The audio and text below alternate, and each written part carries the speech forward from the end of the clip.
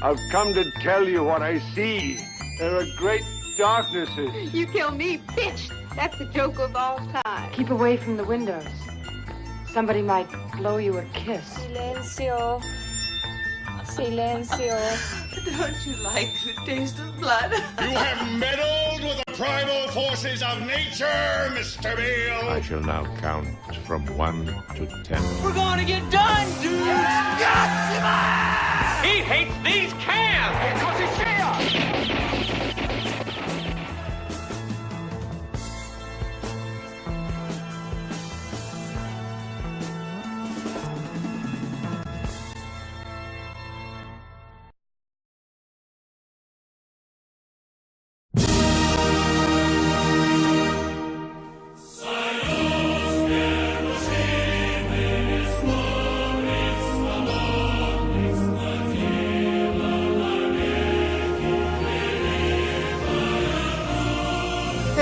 Cinematic Oblivion. This is Nick. And this is Harry. We're in the hot box under the blanket in the Blanket Fort studio, newly inaugurated in my apartment. Very tight quarters, but we got Moscow Mules, so cheers to that. And we are here to talk to you today about Osterns. This is something we've wanted to talk about for quite a while now. And of course, Osterns are Soviet Westerns, or rather the Soviet equivalent of Westerns, because they take place in the East, and therefore they are Easterns or Osterns. Yeah, weirdly, there's still a lot. It's like 20, 30 years after the fall of the Soviet Union. Do the exact math. 20 years. It's about 30 years. 20 30 years. I refuse to do math. 91 to 2001 to 20 years. 26. And we still, a lot of stuff from the Soviet era kind of never made it over to the West. Yeah. You know? You see this with Cuba, with the fact that apparently Cuba has all the nice cars still, because they're still cut off from us pretty much. Thanks to, well, not a political podcast, but anyway, the point is that these are movies that didn't really get a lot of attention. Some of them, understandably so. Mm-hmm. They're hard to relate to if you don't know the very specific details of Russian life and Soviet life. Some of them are clear classics. Yeah. Well, let's just say a little bit about what they are. The basic premise is, whereas in America, Westerns were about, the colonization of the West by white settlers taking over the Indians and settling Western states, this is the equivalent in Russian society. So it's about the birth of the Soviet Union and the Soviets spreading out east and conquering the eastern lands like Siberia and the Stans and Eurasian continents, basically, countries. Yeah, in the place of kind of the Civil War soldiers that you might have in The Good, the Bad, and the Ugly, or Once Upon a Time in the West, or in place of, I think more appropriately, even the Mexican revolutionaries in like Jula Testa, Duck You Sucker, or Once Upon a Time the Revolution. You have Bolsheviks, red soldiers, communist revolutionaries who represent these proud, stoic, cowboy-like figures. Yeah. And in place of Indians, Native Americans, although I say I want to be clear, for all our woke listeners, that I say Indians not to, because that is the term that better typifies the kind of caricature you're seeing in cowboy movies. Yeah. Obviously, a real Native American is more complex than the caricature of an Indian in a Western. And so I think saying cowboys and Indians is more appropriate to what Westerns depicted people as. And this is very much Bolsheviks versus Stanis and steppe peoples. Bolsheviks versus Basmachi, which was a Muslim uprising in the Stans, Turkmenistan, Uzbekistan, Tajikistan, that region. And it started before the revolution and continued after the revolution. We'll go in more into that later. Yeah. But the point of these movies is that there was a trend that you might have already known about of a lot of other countries to make American-style Westerns. Yeah. Spaghetti Westerns, Spanish Westerns, and even Red Westerns, which the Soviet Union did make, which were Soviet movies that took place in the American West. Mm-hmm. These are not those. A very confused difference. There are Red Westerns and there are Osterns, and as you just said, Red Westerns take place in America, Osterns take place in Russia, although they're often grouped together in the same thing. Yeah. And we'll talk about this more when we talk about Japanese movies and Italian movies, but basically genre films are all based on American cultural standards. Back in the silent era, basically every country kind of defined its own cinematic styles and voices. So there was the German style and the Italian style and Russian style, and they all kind of had their own cultural identities in film. But after World War I and the golden age of Hollywood, pretty much America established what genres were and what genre films were going to be. So in the 50s and 60s, as other countries try to reestablish what their cultural film identities are going to be, they still are taking from American movies. We'll see that a lot in Japan, we'll see that a lot in Italy, and we'll especially see that in Russia, which was trying really hard to separate itself from the rest and was using these Osterns to establish their history and their identity as Bolsheviks and as communists, but they still relied on American tropes and genres to define themselves. Right. It's like a lot of things that were American and kind of retooled in a different direction. But I think what's interesting about these is whereas red westerns and spaghetti westerns and a lot of different European westerns, but specifically red and Soviet westerns, because they were tackling America as a setting from a kind of, outside of America, anti-America perspective. Red westerns are supposedly, and we haven't watched those, but they're supposedly kind of like revisionist or spaghetti westerns, where they're cynical about American values, and they depict kind of the nobility of the native peoples against American frontiersmen and stuff. Whereas these Osterns are very patriotic films. Mm-hmm. They're very pro-Bolshevik and very much about the noble Marxist in the wilds of Asia, Russia and Eurasia and near the Caspian Sea and also Siberia, and how these regions kind of are places where the battles of the frontier are fought for, the great new society. Yeah. And in that way, they're very much like first wave American westerns. They're very much like the John Wayne, John Ford type westerns. Totally. Which we'll talk about, especially when we talk about our first movie, which is directly based on Stagecoach. Yeah. We can talk more about the way that people like the Basmachi and different steppe peoples and the Cossacks are represented when we get to those films, but I think you're right. Why don't we get started? So, let's just say real quick that I discovered this one movie a couple years ago. About 3 or 4 years ago, I was taking an astronomy class with this old Russian man who grew up in the Soviet Union, and we just talked about Russian movies the whole time because that's the only thing I know about Russian culture. So we talked about Eisenstein and Tarkovsky and a bunch of other stuff, and so while I was talking to him, I just was like interested in Russian movies, and I went and sought some out, and I found this movie called White Son of the Desert.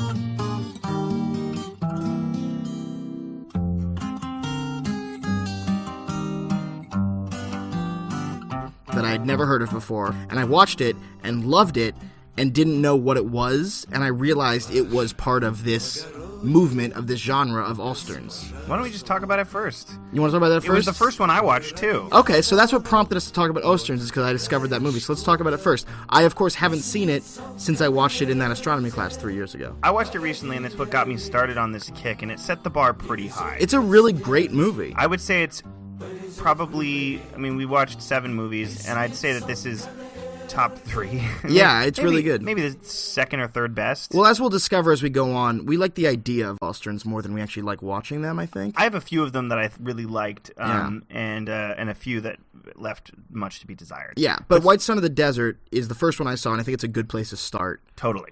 So White Son of the Desert is, we have our kind of desert-blown hero, Zhukov, who's wandering after the Russian Civil War. Well, he's riding home back east after taking Moscow with the Reds. He was in Turkmenistan, modern Turkmenistan. Okay. And at the time, it was kind of unsettled, disputed territory on the Caspian Sea. Mm. He is, early on in the movie, frees a non-racially specific Eurasian, Asian Muslim man, Saeed, who is buried up to his neck and about to die, saves him, and then they kind of establish this Lone Ranger, Zhukov, and Tonto, Saeed, dynamic. And then the rest of the movie is about how he discovers a harem that's been abandoned by the Basmachi Abdullah, and he kind of is guiding this harem to safety while being also assaulted by Abdullah and his gang. Yeah. And the whole time dreaming of going back home to his wife in their village. Mm-hmm. It's very classic, cowboy out on the frontier on his own, returning from battle type of story. Exactly. And it's got all those trappings. That's the basic setup. Zhukov is one of those wry Clint Eastwood-like heroes where he's always got a good one-liner.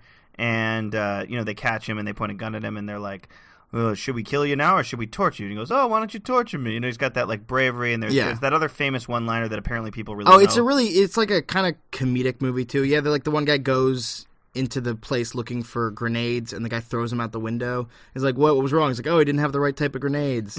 And like apparently that was when I mentioned this movie to this old Russian guy, he's like, oh yeah, that movie's very funny. Mm-hmm. I'm like, really? I just thought of it as like a cool action movie, but apparently the jokes translate really well in Russian. Right. So this is a great movie. And it's one of the Osterns that got me really psyched to do this whole genre. Yeah, it's just a classic action adventure movie with likable characters, and it's well defined, and it does something that is super simple, but we'll find lacking in a lot of the other Osterns, which is where it establishes its characters, establishes motivation, and carries through in a 3-act narrative, which is what you want for these kind of like action-adventure genre movies. Yes, and I think what's interesting about that is that early on, they established that Zukov is this wisecracking cowboy figure, and they established that Saeed is this badass native of the zone.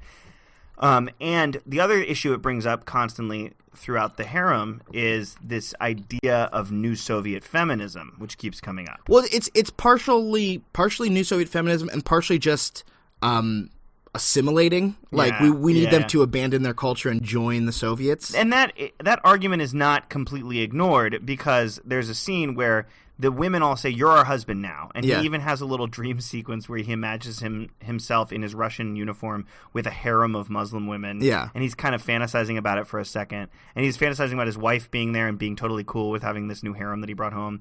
But then it cuts back to him in reality, and he says, "You're all liberated now. Each woman has her own husband. Each woman can be autonomous." And then one of the main brides says to him, "So you're saying that I'd have to do all the work of the household myself with no one to help me?" Yeah. And he's like, "Yeah, that's fair." And she's like, "That's ridiculous." And so you can see how the culture that he's kind of judging and saying, "Oh, I know you've been yearning to be free from this harem life," is maybe doesn't see it that way. Yeah. And maybe sees it in a different way. Well, then also we're going to talk about the character of the young, pure communist boy. Right. But there's that character is in this movie, and he's like in love with one of the harem, one of the members of the harem. He's never even seen her face. No, but he's the first woman he's seen in months, so he's down, and he keeps talking to her like, "Don't you want your own husband? Don't you want out of this?" And like, it's very much like, "Come on, just be Soviet." Yeah. Like, fuck, I'm not saying one culture is better than the other, but like, it is very much about spreading Soviet culture in the same way that a lot of American Westerns are about spreading Western civilization. I'd say there's a young blonde boy in every movie who represents some leg or wing of Marxist thought. Right. In a good or a bad way. And in White Son of the Desert, he is murdered in our, end of the second act lowest point moment. Yeah. By Abdullah Abdullah and his men. Abdullah's disguised as the woman that he likes, and he goes up to her, but it's him in disguise, and gets stabbed for it. Ooh. Yeah, and that's supposed to be like our, prompting Zukov to then strike back. To go for it. It ends in a crazy sequence where Zukov is like in a tanker with the harem, and the guy's like going to burn them out from the inside, but they manage to get out, and then it turns into a sea battle because it's on the Caspian Sea, and there's this. Once again, I guess it's a very funny movie, as your Russian friend said. There's a shot where Zukov's been trying to convince this old soldier to join him the whole movie. Mm-hmm. And the old soldier's wife keeps saying, like, "We have a nice life now. Why do you want to fuck it all up?" Oh, yeah, I remember And then his wife is talking about all the stuff they're going to do that week, and it cuts between her talking and a shot of an annoying bird making noises. And you can see the guy's just like, "Oh, Jesus." And he locks his wife in, like, the closet and, like, runs out to the battle. And I think dies. And no one ever let his wife out of the closet. И в церковь, почитай, второй год как не были. Грех ведь. А рубах наденешь с вышивкой. Я как тебя в этой рубахе увижу, так сразу все в памяти встает. И как старик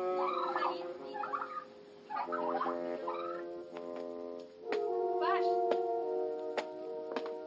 But so it is, I guess, kind of funny in that way. Yeah. And there's a lot of scenes of like when that same old man I was just mentioning meets the young blonde boy we were just talking about. They get drunk together and like pass out on the floor singing songs, right? Which we'll come back to in all of these movies. It's a very big thing they like to do. They like to get drunk till they literally have a corner of every party. You drag the drunk people over to the drunk corner where they sleep in that corner. Yeah. I want to say also that. Well, do you have more to say about any of those scenes? No, none of those scenes particularly. I was just going to say White Son of the Desert is very much like an Indiana Jones type of movie. Yeah. Or it's very fun, action-y. It's violent, but it's family-friendly. Like, it translates to a Western audience really well. And, like, Yeah. if it got available in the West, I think people would really like it. Well, this was the only movie that I watched dubbed in English, Yeah. which means that there has been and it was an old dubbing, which means that this was a movie that was popular to some extent in English dubbing, probably because it's kind of a fun adventure film. This one is probably the most lighthearted. Oh, Elusive Avengers is most lighthearted, but this one is right up there with where it actually lighthearted. Works. Yeah. Well, this is also one of the most popular Soviet Union movies at the time it came out. Yeah. All the cosmonauts used to watch this movie before tests and stuff. Well, probably because it does a really good job, and this was my next point, of depicting the forlorn solitude of the desert. Yeah. I think the title is perfect because the real main character of this movie is the desert. Yeah. This takes place, once again, in Turkmenistan, modern Turkmenistan, which at the time was part of the disputed territory of the Soviet Union. And it really captures that just white sun, white sand, like the desert, rolling hills, these vast vistas carrying this harem across. And there's a lot of really cool shots of all the harem in their like hijabs and with their faces covered, where they look almost like a troop of bandits from like one of the Django movies, you know, from the first Django movie. Yeah. So that's what I really liked about it, and what I think recurs through all the Osterns is the landscape is such an important part of it, and what makes it an Ostern. Just like American Westerns, the mesas of the Southwest and the canyons and the dry gulches of the Southwest are such a part of the landscape of Westerns. Yeah. The dizzying sands and snows of the East and of Central Asia are a big part of Osterns. They're what make an Ostern what it is. Yeah. And the other thing about White Sun of the Desert that's so good for us specifically is that we understood it perfectly without having to have read October by China Mayville, which if you hadn't eventually gotten around to reading that book, we wouldn't have understood half the other movies. Yeah. I really had to educate myself on the political situation to understand what was going on in most of these movies. Yeah. The White Sun of the Desert just establishes who the characters are, what their personal motivation is, and where they're going, and then that plays out. Whereas most of the other movies we'll talk about, you have a lot of backstory to understand what's going on. That is also true within American Westerns in terms of variance between how politically aware you have to be. Yeah. You don't have to be historically aware. You don't have to be that historically aware to enjoy Stagecoach. Sure. You don't have to be that historically aware even to enjoy The Good, the Bad, and the Ugly, even though that's about the Civil War. And also, we're Americans, so we know about the Civil War. I'm sure if you were a Soviet kid watching these movies, you would know about what they're talking about. Right, but even if you were one of many American kids, I'm sure, who doesn't know much about the Civil War, and you saw Good, the Bad, and the Ugly, you know you've got three badass characters, and they're going to interact in the desert. It's the same thing we've got here, with the way that you've got Clint Eastwood, Eli Wallach, and Lee Van Cleef, right? Those are the actors in Good, the Bad, and the Ugly. You've got Zukov as your Clint Eastwood. You've got Saeed as not quite the Eli Wallach, like, mischievous guy, but more like the noble savage character.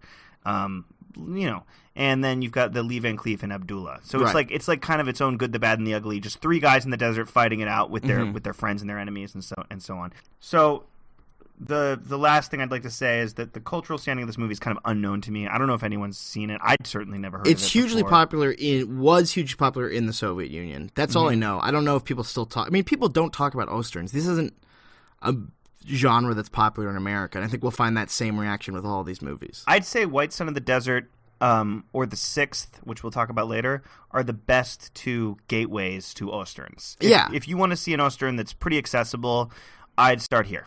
Yeah. And The Sixth has some weird things that we had to figure out, but we'll still get there. But I'd recommend this one as a good starting point. Тебя как, сразу прикончить? Или желаешь помучиться? Лучше, конечно, помучиться.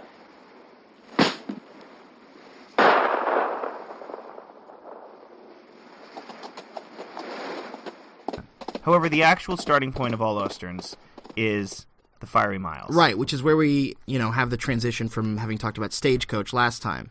Yeah, and just to be clear on the years here, I'm sorry, you might hear my notebook turning. White Sun of the Desert came out in 1969. 12 years earlier, the Firey Miles, also known as Burning Miles, also known as Miles of Fire. Yeah, we're going to get a lot of that.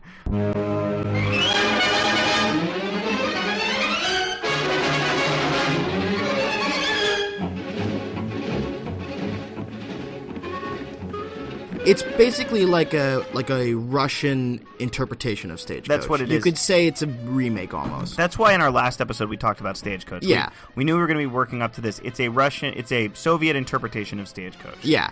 This started off with promise. Let's do the synopsis first. Yeah, it's about basically shit. Well, what was the setup? Why are they in the Stagecoach? There's a bunch of people on right. It starts on a train. These movies blend together for me. It starts on a train. Yeah. And there are these two guys who we're introduced to first who we think are our Bolshevik heroes. And then we meet our actual Bolshevik hero in the train.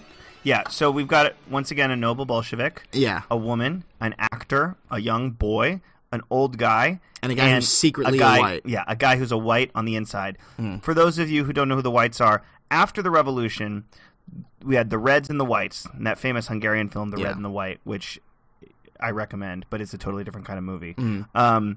The Reds and the Whites were basically, the Reds were supporting the new Bolshevik order, the new Soviet. Yeah. And Whites were often old loyalists who'd been loyal to the Tsar, or just right-wingers or moderates who opposed the Bolshevik regime, but were mostly financed by outside forces, other European countries, and even Britain, to like upset the new Soviet order. Yeah.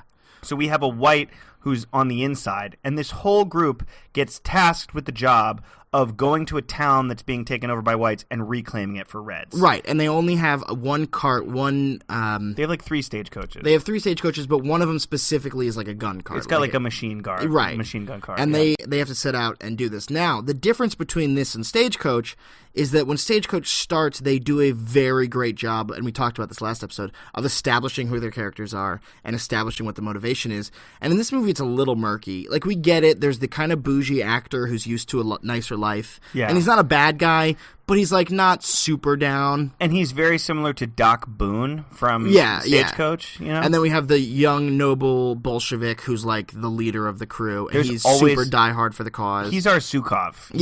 We've always have He's way less lighthearted than Zukov. He's a serious mean mugger. He's kind of a dick. Yeah, he's a huge dick in the whole movie. We kind of always have our, you can call him a cowboy. Of course, this is Ostern, not a Western, but we have our proud Marxist is always the cowboy stand-up. And we meet the actor with him kicking him off the train for, like, playing in Imperial theaters.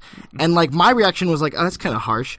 But, like, I guess the reaction of the viewer is supposed to be like, yeah, that's right, you good Bolshevik. Get rid of that actor who's bougie. No. The main Marxist in Firey Miles says to the actor, hey, he's cool. I know he performed it. Other Bolsheviks are trying to kick him off. Really? And he says, I can't tell anyone apart. He's cool. But let's just sum it up, Paul, real quick before we get into some analysis.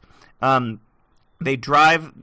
We meet all these characters. It's kind of an interesting setup in the beginning because we know there's a traitor in their midst. Yeah. They all hear a rumor that there's a traitor in their midst. Mm-hmm. They're on about 3 different stagecoaches headed to this town, and the bulk of the movie is conversations about morality and Soviet values, and, like, classes. Yes, and it gets a little tedious. That's where he kind of loses you. Yeah. Then it kind of climaxes when the traitor reveals himself at a farm, stabs the young boy. Yeah, of course. Again, the young, wide-eyed Bolshevik boy gets killed. I think that the killing of the young, wide-eyed Bolshevik boy, in that case, and in White Son of the Desert, is about the potential of the future of the Soviet Union, the beautiful being future. Threatened. It's over. Yeah. It's dead.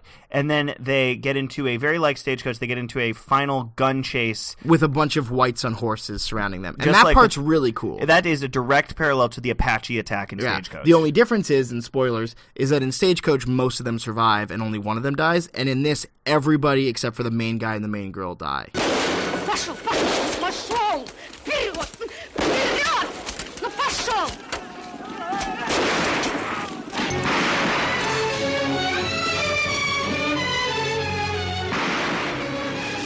Hey, that's more realistic. It's like a suicide mission. They all die off. Yeah. They all die, and it's the old man, the woman, and the proud Marxist cowboy live. Yeah, that's it. And then it just kind of ends. Well, that's the whole thing. Is the whole movie's leading up to them retaking this town, and then they have this big, horse chase out on the prairie, or not the prairie, out on the steppes. Same shit. And then it just cuts to them holding the whites hostage in the town that they've already overtaken. Yeah. And it's like, oh, we just don't see them overtake the town, I guess. We just cut to it having already happened. And then there's a final action scene that's actually pretty well done where the proud Bolshevik, like, hunts down the traitor in the village. And it's, like, well shot and pretty cool. But, like, it was still a weird fake out. Yeah. Speaking of fake outs, the last shot of the movie is a POV fake out. Yeah, it was a really weird ending. The camera is rushing as though we are now on the stagecoach again, and we're seeing from the stagecoach's perspective. Yeah. Then the shot stops, and the stagecoach comes into view. Well, I mean, that might be a clever, like, hey, you thought it was this, but it's actually this. Like, maybe it's clever filmmaking. Maybe. It reminded me of in the beginning of Evil Dead when the camera keeps hitting tree branches. It's just, like, really obvious presence of camera. Yeah, you yeah. know? And also, there was a couple moments, and we'll talk about this in some other movies too, where it's like we don't understand, we're maybe not on board, we don't know what the movie's trying to tell us about the morals of the Bolsheviks. So there's a scene where they hide out in a farm overnight, and the farm owner has had everything taken from him by the whites who just came through, and then the Bolshevik guy's like, we need horses, do you have horses? And the guy's like, no, I don't have horses. Slow it down. They all stop in at a farm. At first, they're not sure if they're friends or foes. The guy says, we can't really afford to put you up because the whites just took everything. They stay the night. A local boy with intellectual disabilities come in, and they say, oh, that's right. And they say he's just the town idiot. Yeah. And he hangs out with them, but they're all really nice to him. I think that's meant to show that, like, we're not the Nazis. Yeah, the Soviets have these good values. Everyone's accepted. But in the morning, the traitor in their midst wakes up, stabs the little boy to death, and steals their horses. Mm-hmm. Then they say to the old man, we know you have horses. If you don't show us where they are, we will kill you. Yeah, yeah. And he says that, no, the whites took my horses. The whites took my horses. And then eventually they find that he's hiding. The simple boy, the town idiot, right. Kid with the intellectual disability, leads them to the horses, and they all applaud him. And then we laugh at the poor old man as his last... Who's like screaming and crying while our hero steals his horses. Yeah, and he's like, you bastards! Yeah. And we see, it's supposed to be like silly. He falls in the dust. Here's my thing. Is it supposed to be like, oh, our Bolshevik hero has gone too far, and it's like, he's an anti-hero? Or is it supposed to be like, yeah, fuck you, old man. You need to give to the war effort. Yeah, yeah. No, if you're not down with the cause, you're down with the whites, you shit for fucking die in the dust, you snake. Because we're not part of that culture, we don't understand what, was being said. Mm-hmm. Whereas, if you watch Unforgiven, you understand where the morals are of like, oh, this is a bad guy. Exactly. Anyway. Well, and then it just kind of ends. Yeah, Firey Miles was kind of probably unspectacular. I would say the weakest addition to the entire Osterns. Seriously? Yes. No, I say it was better than Elusive Avengers. Oh, yeah, maybe. The last sequence of Elusive Avengers was way better than Firey Miles, in my opinion. The first sequence of Firey Miles was good. But Firey Miles is where it all started, and it's kind of old. Like, you got to give it some credit. 1957, it's in color. Yeah. For a Soviet film, that's pretty impressive. For a Soviet 50s movie, good on him. And good stunts. I mean, not as good as Stagecoach, which was, 10, 15 years earlier or whatever. Yeah. But still good stunts. People are falling off horses. Yeah. There's a part where they shoot a horse and then the guy kicks it, and I think they probably actually just shot that horse. I think that in the making of these movies, several horses and maybe some people died. I wouldn't be surprised at all. We will talk about some really wacky stunts in some other movies. But yeah, they definitely tried. And the sequence where the mock Apache attack / it's the white attack in this Ostern version is really good. Yeah, it's really well done. And that was when the thought first entered your brain that we mentioned also in Stagecoach that, like, God, having a chase on a stagecoach with wooden wheels on rocky terrain. No, it's a nightmare. Murder on your back. Yeah. But it doesn't have what Stagecoach had, which is John Wayne jumping from horse to horse. No. And the guy going between the wheels. So it's not quite as cool as the Stagecoach action scene, which was 15 years earlier. It is a poor man's Stagecoach, and I say that quite literally. It's like you know how they used to sell jeans in the Soviet Union, and you could get some like Levi's. It's like someone's like, "I have a GVI for you. It's pretty good." Yeah, if you took every element of Stagecoach and made it not bad, but just a little bit less good. Yeah, it's like it's a knockoff Soviet Stagecoach. Very much. Yeah. So we should talk next about the one you just mentioned as maybe the weakest edition, but it has its charm, and it spawned a franchise, the Elusive Avengers. Yeah, the Elusive Avengers. И над степью зловещий ворон пусть не кружит. Мы ведь целую... Well, the Elusive Avengers is a remake of a 1929 movie that we did not watch and we didn't find out about until about an hour ago. That is also, like, one of the early silent Osterns, which I guess we'll cover later. Shit. We didn't go back that far. I don't know if we're going to go back to silent Osterns. The fact of the matter is, we do believe in cinematic oblivion here at the Church of Cinematic Oblivion. Yeah. But oblivion is a lifelong process. Yeah, You know? we'll get there. We'll Yeah. watch whatever the Elusive Avengers original is called. If we had split off to watch the original Elusive Avengers silent movie, it would have taken us so much longer, because that would have probably split me off down another path and another path and forever and ever. And we didn't even get everywhere we wanted to go. So. I know, and film is an endlessly evolving language. Now, the Elusive Avengers does have a trilogy, but the second two movies are more like the Dirty Dozen. Is it a trilogy or just two? It's 3 movies. Oh, wow, okay. And the second two are both kind of war adventures. Well, seeing as how I felt about the first one, I don't think I'll be watching the other two. Well, anyway, so the Elusive Avengers is about a small town in Ukraine. We've got 4 kids. Well, we don't know that we got 4 kids till like 20 minutes into the movie. It's about a town in Ukraine where a guy steals a cow, and then some kids are like being spooky in a cemetery. These kids that we don't know their names. Wow. And then the guy who stole the cows is all pissed, and people are telling stories about these guys who hide out in the cemetery, but then they return the cow. And then 40 minutes have gone by, and you go, who are the characters? What's going on in this movie? So to put some sense to all of Harry's ramblings, it's basically Osterns Scooby-Doo. And what I mean by that is that some bandits are waylaying a town. I think they're whites. They're whites, and they're stealing everything from the town for the white effort. They're taking everything they want, kind of like our hero did in Firey Miles. Yeah. Give it up to the cause. But he's giving it to the right cause in that movie. In fact, when we started watching Elusive Avengers, we were like, is this that same bullshit as in Firey Miles, where like you have to give everything to the Soviets? And then we find out it's the bad guy. No, it's the bad guys.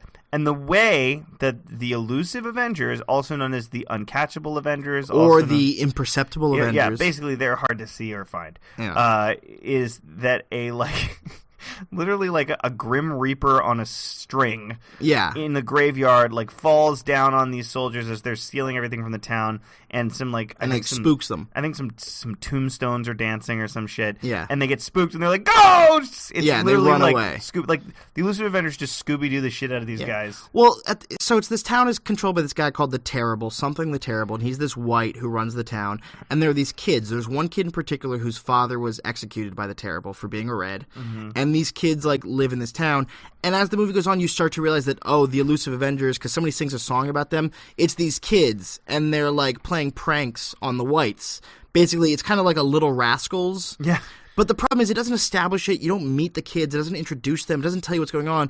And then, like, literally 30 or 40 minutes into the movie, we have the kids in a bar scene getting the whites drunk, playing pranks on them, like opening trapdoors, and it's, like, fun, and we understand what's happening. But it takes so long to get to where we know our characters and we know what's going on. Yeah, you could start this movie 40 minutes in and enjoy it as much or more. The first 40 minutes make no sense. The last 40 minutes are, like, fun kids playing pranks on the whites' antics. So let's turn to the last 40 minutes.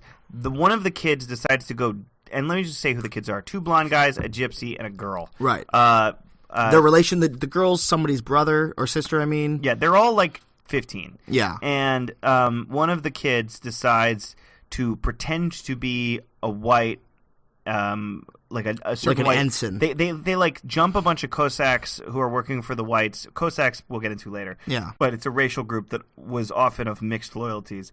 And they jump one of the Cossacks, and then one of the Elusive Avengers takes his identity, right, and goes in and pretends to be him. And then in the last minute, they realize he's one of the Elusive Avengers. They imprison him, and it's a daring, great escape sequence. Right, and that's the last 20 minutes of the movie, and it's great. And that that's really good, interesting, and like they do fun stuff. Like they escape while everyone's taking a steam bath, and they cut the harnesses on, or the saddles, the straps connecting the saddles to the horses, so they all run out naked and they jump on the horses and immediately fall off. Yeah. And like it's fun, kids causing antics in the Great Uprising.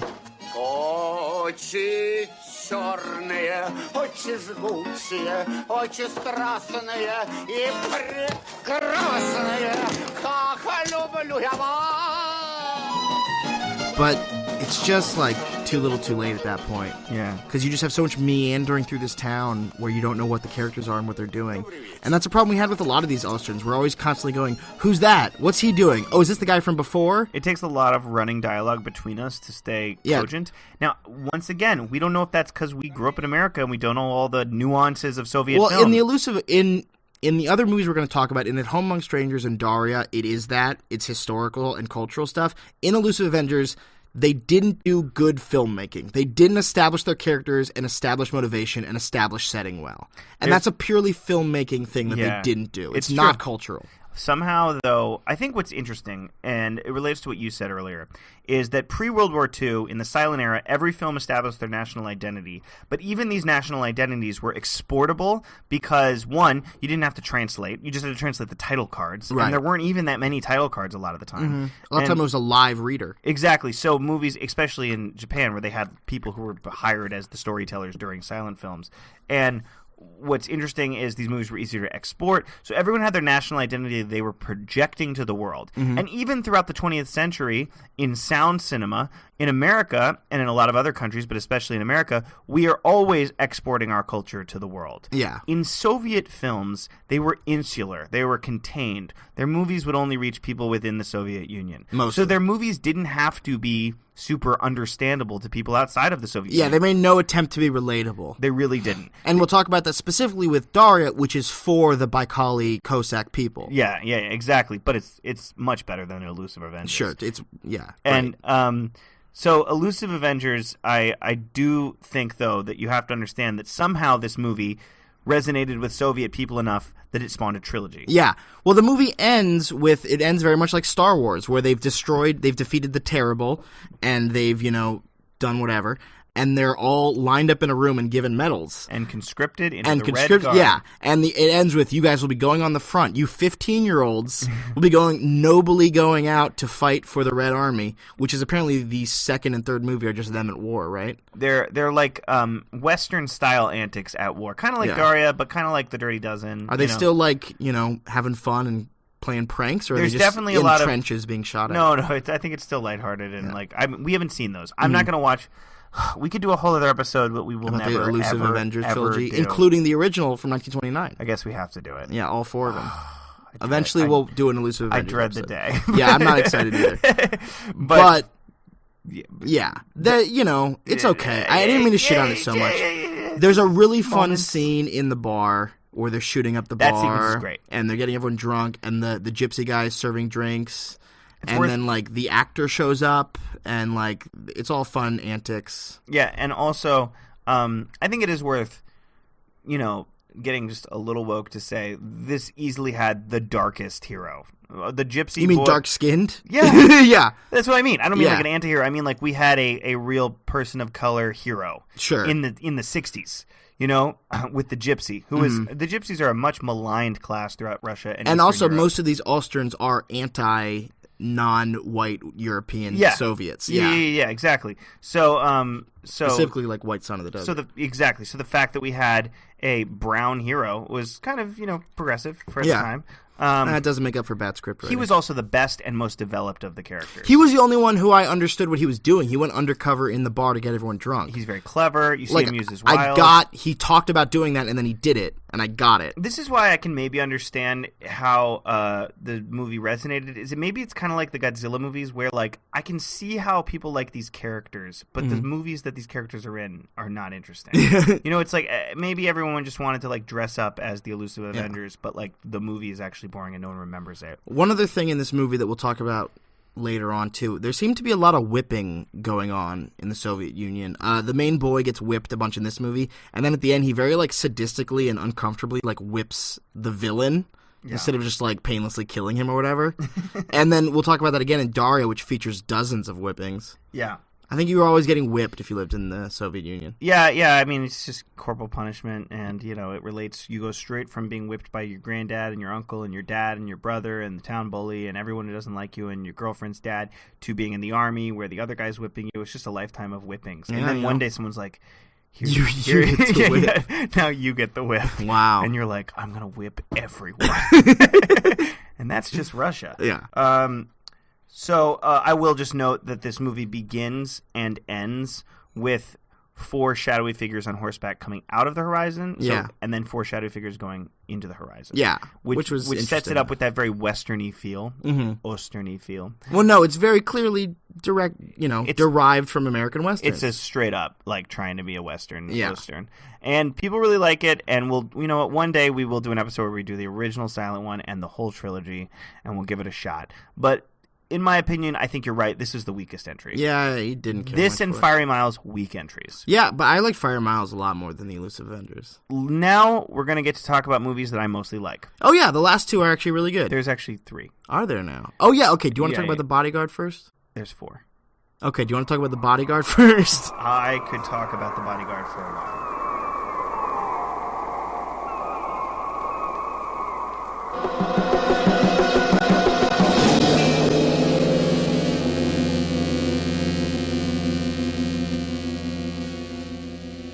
Okay, so The Bodyguard is the only movie either of us have ever seen from Tajikistan. Talking about Tajikistan. Tajikistan. Yeah, and to be fair, I didn't finish it. We set off to watch these movies separately. I finished it. And I watched the first half an hour, so The rest of these movies we watched together, and I trusted Harry to finish this movie on his own, and he didn't. So Yeah. I'm kind of the authority on The Bodyguard, but you watched the beginning of it. I got the setup. The basic gist of this movie, how we came... do you remember the name of the director? I No, forget. Emil Kirk... EM some shit. I'll look it up. But the point is Or it's... Mykolaiv. It's one of the only Tajikistani directors I've ever heard about. Yeah. This is the only Tajikistani movie I've ever seen. Well, this movie and then the other movie by the same director, The Seventh Bullet, are the only 2 Tajikistani movies I've ever heard of. So. Ali Kamraev. Well, I was nowhere. I'm probably saying it wrong. The Bodyguard is a sultan named Sultan Nazar is being held by Bolsheviks in the post-revolutionary 20s in Tajikistan, but they move around. They go to, I think, Uzbekistan and Turkmenistan. They're moving around that area of the stands of Central Asia. Basically, they hire wonderful actor, what's his name? Alexander Nedayov. Where's his name? I have it from written. Stalker. He's the one of Alexander Kaidanovsky, who is most well known as the Stalker from Stalker. And what's really interesting is he plays a very similar character. He plays the titular bodyguard, or Telokranitel. I'm pronouncing that wrong. And he has to transport some prized prisoners. Yes, across the terrains, the mountainous terrains of Asia. Meanwhile, the other Basmachi leader, Fatobek, is searching for him to get the Tamga off him. The Tamga is a pedant of royal, or a pendant, not a pedant. Mm-hmm. I'm a pedant.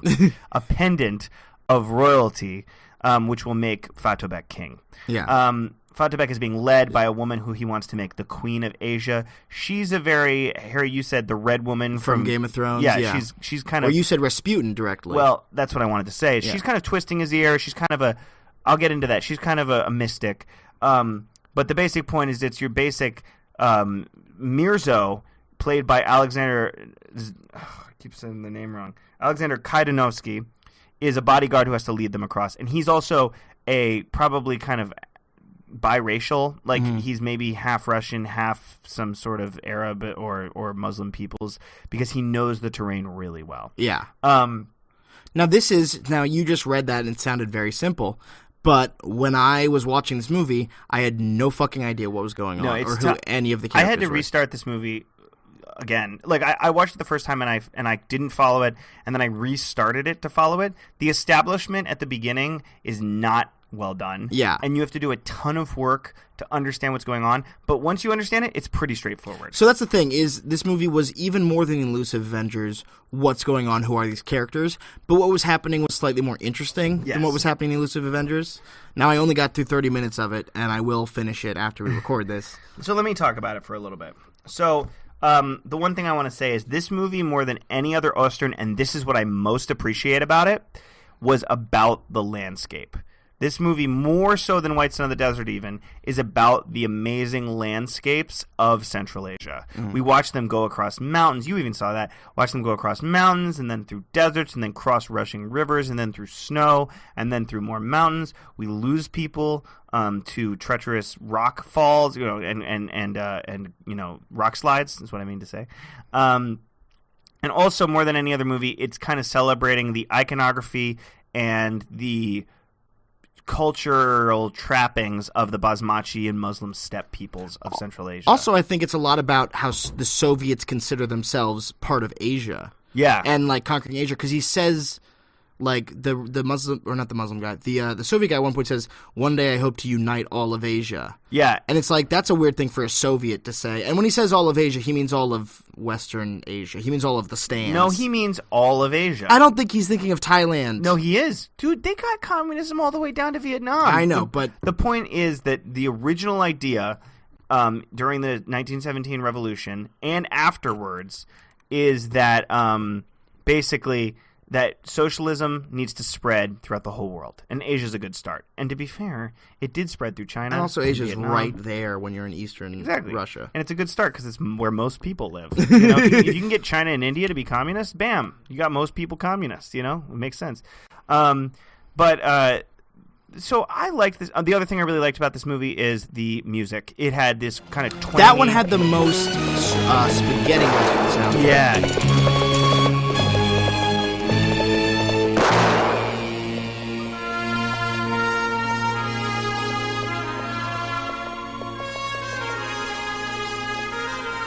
So this movie is Russians doing Italians doing American cinema. Exactly. It's very far removed from its source material. Yeah. They're referencing an Spaghetti Italian westerns. Reference to American cinema. Yeah. Yeah, we're through the looking glass here. we're going deep. We've really compounded on ourselves. Yeah. Totally compounded on that. Total compressed. I think we can take a little side tangent here. And so I can let you have some input on this one. This movie is as good a time as any to pause and consider probably the thing we were the most constantly exposed to and the most commonly commenting on throughout all these movies, the hats. Okay. We saw so many effing hats. Yeah. Talk about some of the hats, and then I'll come back to the hats in the Bodyguard. It's really the hats in the Sixth. In the Sixth, which was a great movie that we'll talk about next, everybody had a dumbass fucking hat, and they all suck. I told and they Harry, all look like idiots. I don't care. Come at me, Russians. It's culturally insensitive to you say fucking this about stupid Russian hats. You fuck. The Russian hats probably make sense for the climate. No, but... they're all folded. You don't need that many flaps on your goddamn hat. It keeps your head warm. It doesn't need to be a newspaper hat that's folded. The young, wide-eyed, blonde Russian boy in the Sixth, which we'll talk about soon, has the worst hat I've ever goddamn seen. It looks like a succulent. It's like all these folds of green mounting up on themselves on this cone that like goes like a foot and a half off his head. But also, everyone looks a lot cooler when they take their hats off. Yeah. The good thing about hats, though, and this comes up in Dauriya, is the hats help you identify people. Yes. Whereas in Dauriya and in other movies, star. the whites and the reds look very much the same. It's hard to tell. But the Cossacks stand out because they have these big, fuzzy, black and white things on their heads. You're trying so hard to identify people by their mustaches, and you just can't. By their faces, and you just can't. They all look like white people. I can't tell white people apart. No. They all just look the same. And then by their hats, finally, is kind of how you end up doing it. Because the Cossacks have a distinct hat. And this brings me back to the Bodyguard. We spent so much of all of these movies turning to the other person going, wait, is that guy? Yeah, so much time trying to tell the characters apart. Yeah. And also tell if we're in a flashback or not. I mean, that happens with American movies, Dimension 13. But, like, not like this. This was endless. But the ultimate impractical hat is in the Bodyguard, and it's an awesome hat. It's the one that the Queen of Asia wears. Oh, yeah. She wears this long, it's like a T. It goes out like a foot on either side, and there's bells hanging from it. Yeah. It's really impractical and really cool. And you definitely know who she is. Well, she also gets carried around on like a mattress. That's a perfect transition into, if you've ever seen Werner Herzog's film, it's pretty well known in cult circles, the Aguirre, the Wrath of God, which is about a bunch of Spanish colonists going through the Amazon looking for El Dorado. And while they're going there, they have a prince and they have a general and they have a class system. And as they get more desperate, this class system breaks down. Mm-hmm. That's what the Bodyguard hinted at, I think, because the Soviets in this movie are all about equality, in contrast to these basmachi, who are depicted as ridiculous and super royalists for clinging to this class structure, even in the most hostile climate. So, for example, Fatobek, the villain, and his Queen of Asia, even though they're going through the most treacherous, difficult mountains, they still insist that the Queen be carried by 4 men in one of those traveling beds while she wears her giant bell hat. Yeah. And they won't give up on that. And meanwhile, over in Mirzo and his Sultan's troop that's traveling to safety away from Fatobek, fucking the Sultan Nazar gets carried on his slave's back across rivers. And then Mirzo even says to the slave, you should join up with us. You'd be equal. You'd have your own. And the guy says, like, I've been a slave my whole life. I don't know how to do anything else. And so there's very much this depiction of come with the Soviets and you won't have this absurdist class structure. Right. Even in the wild, there's this class structure. This is absurd, you know? And they very much depict the class structure, which we can all get behind, as absurd when you get out into the wild. You know? It's kind of like when we see this even in mainstream American films. Like we saw that in with The Emperor's New Groove, where he's carrying her in the thing through the woods and shit. Yes, Isma's getting carried by crocodiles. Or I was going to say in Titanic, when Rose's mom says, will the lifeboats be separated according to class? Oh, you know? Really? It's this whole idea that, like, in desperate situations, class needs to break down. Yeah. You know? And if it doesn't, something's wrong. And the fact that it maintains within the Basmachi, but there is no class within the Bodyguard, is, I think, the most important part of this movie, you know, in showing that. I also, I said before, the Queen of Asia. Let's just talk about some Russian history for a hot second, just briefly. You've probably heard of Rasputin if you like stout beers, or if you heard that song by Bunny M, or if you've seen. Who's ever heard of Bunny M? The cue the Bunny M song right here.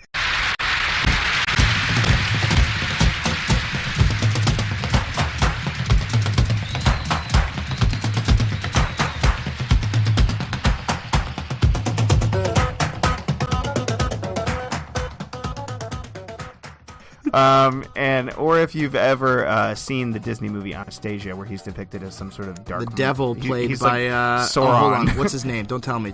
I don't know. Yes, you do. He's based Woods. James Woods? James Woods. That's Hercules, you moron. Oh, really? Yeah, Rasputin is played by, who knows, as like a dark Merlin in the Anastasia movie. James Woods, it's all the same. It's not. It was probably James Woods. It's not. Let's look it up right now. I bet you it was James Woods. It's definitely not. It's like a sinister Russian voice. And then the Bat is doing Peter Lorre. Yeah, no, the Bat is doing like sorry, Mr. Rasputin. No, the Bat is doing this. No, the Bat talks like Peter Lorre. No, you're thinking of a different Bat from a different movie. Dude, I'm looking up Anastasia right now. Let's do an Anastasia podcast. Oh my god! Let's bring Corey Carpenter onto the show. Christopher Lloyd is Rasputin. How about that? Anyway, the point of all of this is to say Rasputin was a medicine man of the Tsar's family. He was helping their hemophiliac son Alexei.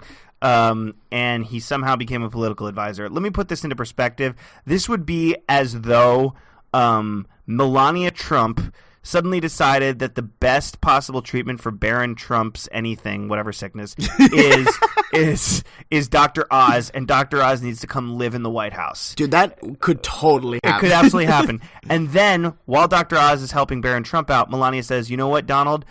Dr. Oz has some really good political advice. We should let Dr. Oz direct most of the political decisions.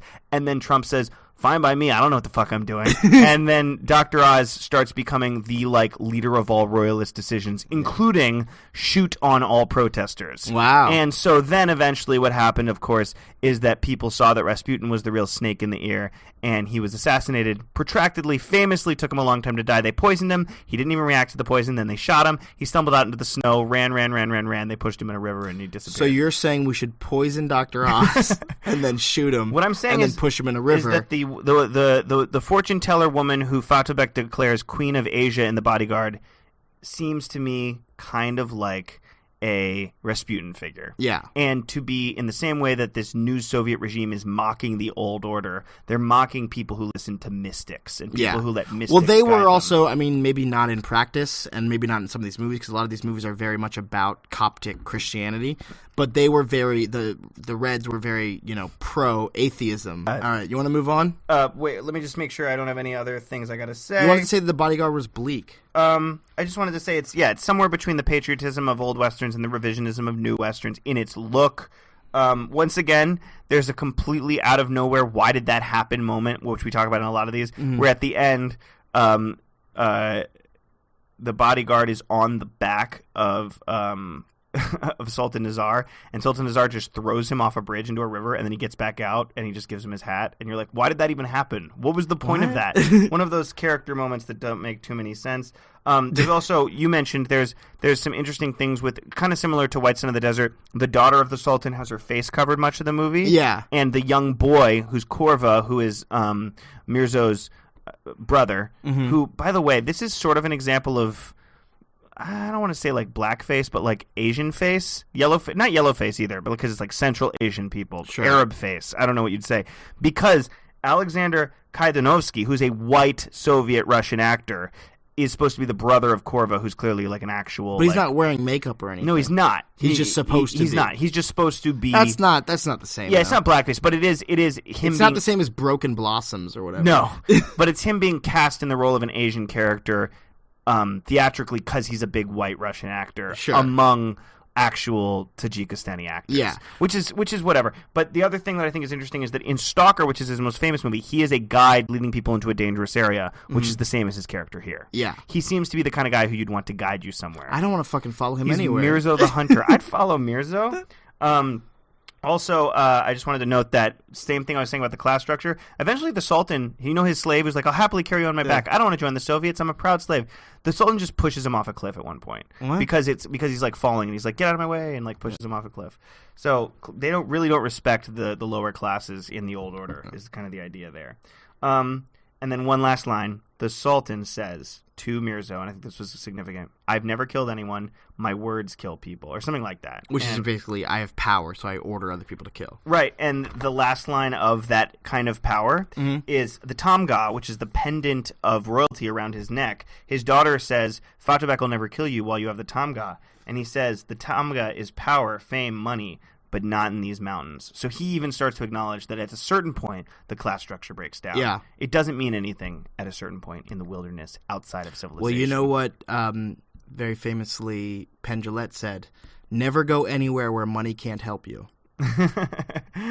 Well, he is a libertarian. So, I don't know. Maybe I want to go somewhere where he was money can't specifically help me. talking about being lost in the Everglades. Oh, yeah. That kind of makes sense. So why don't we talk about another noble movie? Why don't you pause it real quick? Yeah. I'm going to go to the bathroom, get some water, and then we'll talk about... What do we have?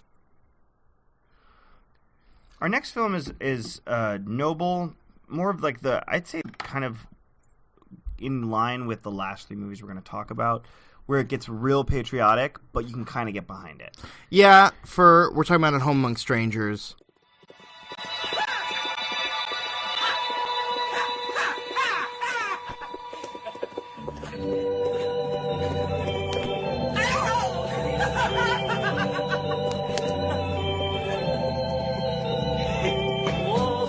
Большую прадед наш решил построить для внуков.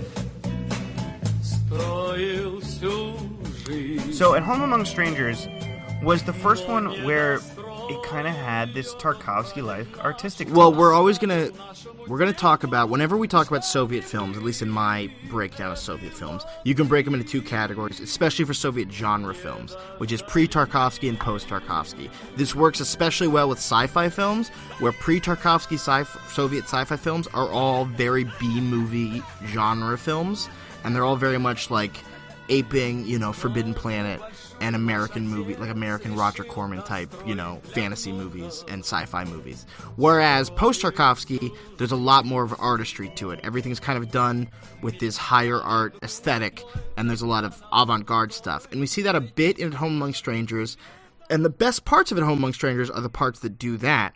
But it's kind of put at odds with this over-the-top patriotic action feel, and this somewhat comedic Russ Myers tone that we'll also talk about coming up in this movie. But why don't we at least talk about what this movie is about first? Yeah. So, At Home Among Strangers is first off, it opens with this like musical sequence of just the like happiest Russian song about like one day we'll all have a party, and it shows a bunch of... It's about building a ship. Yeah. Well, one day we'll build an ark, and it shows a bunch of like young Russian boys all throwing a carriage into a gorge. Yeah, and they're celebrating winning the revolution. Right. And then we cut ahead. And that's shot in sepia, which will... Yeah, because there's a lot of switching, and this is where that style kind of begins. And then it cuts to later, and they're all in the tedium of just managing. Well, it immediately cuts to the opening. It does that sequence, then it cuts to the opening credits over just a guy sitting in a chair to silence. Yeah. In an office building, and it's a very sharp tonal shift. And I immediately was like, "Oh, this is cool!" Like we've gone from the joy of the revolution to the kind of dreary, like post-Tarkovsky tonality of Soviet bureaucracy. Exactly, and that's the whole beginning, is that all of these ex-soldiers who were kind of lost in the glory of the revolution now are pencil pushers, and they're fucking losing it. Yeah. Especially one of them is begging to be put back on the front right. line. So then when they get a crazy mission that there's a shipment of gold that is really important, that they have to return gold to Moscow that they stole during the revolution. I think it's that they stole during the revolution. They have to return it back. And so they have a mission where they have to take this gold on a train to return it from whence they came, and on the way the train gets robbed, and then it gets complicated. It splits into two movies where one guy splits off to go join the robbers, go deep, kind of like Elusive Avengers, to pretend to be a white so he can get the gold back. Meanwhile, they all think he's betrayed them. Right. And they think he was an inside job. And the important thing about this is it's all these old friends from the revolution, and there's all these sequences where they'll look at each other and the music will just get kind of like nice and like do-do-do-do-do-do, and it'll become all about like, oh, we used to be buddies at this beautiful time that was full of potential. And I'll read a good China Miéville quote about that time of beautiful potential on the 6th. I'll do it then. And this movie starts off really interesting and has really cool style, and like it gets confusing where we were able to tell the characters apart pretty well, but immediately it keeps jumping, and this is a very post-Tarkovsky thing, where it keeps jumping between color and black and white. And we at first, because the flashbacks are all in sepia, so the opening scene is in sepia, and then we have a couple more flashbacks to that in sepia, so we thought the black and white was also flashbacks. So it does this really great train robbery sequence that was very well done, and it's in black and white, and these guys are hanging off ropes, shooting through the windows, and it's shot very claustrophobic. It looks like, we talked about Lars von Trier, it looks like a Lars von Trier movie, the way it's shot and edited.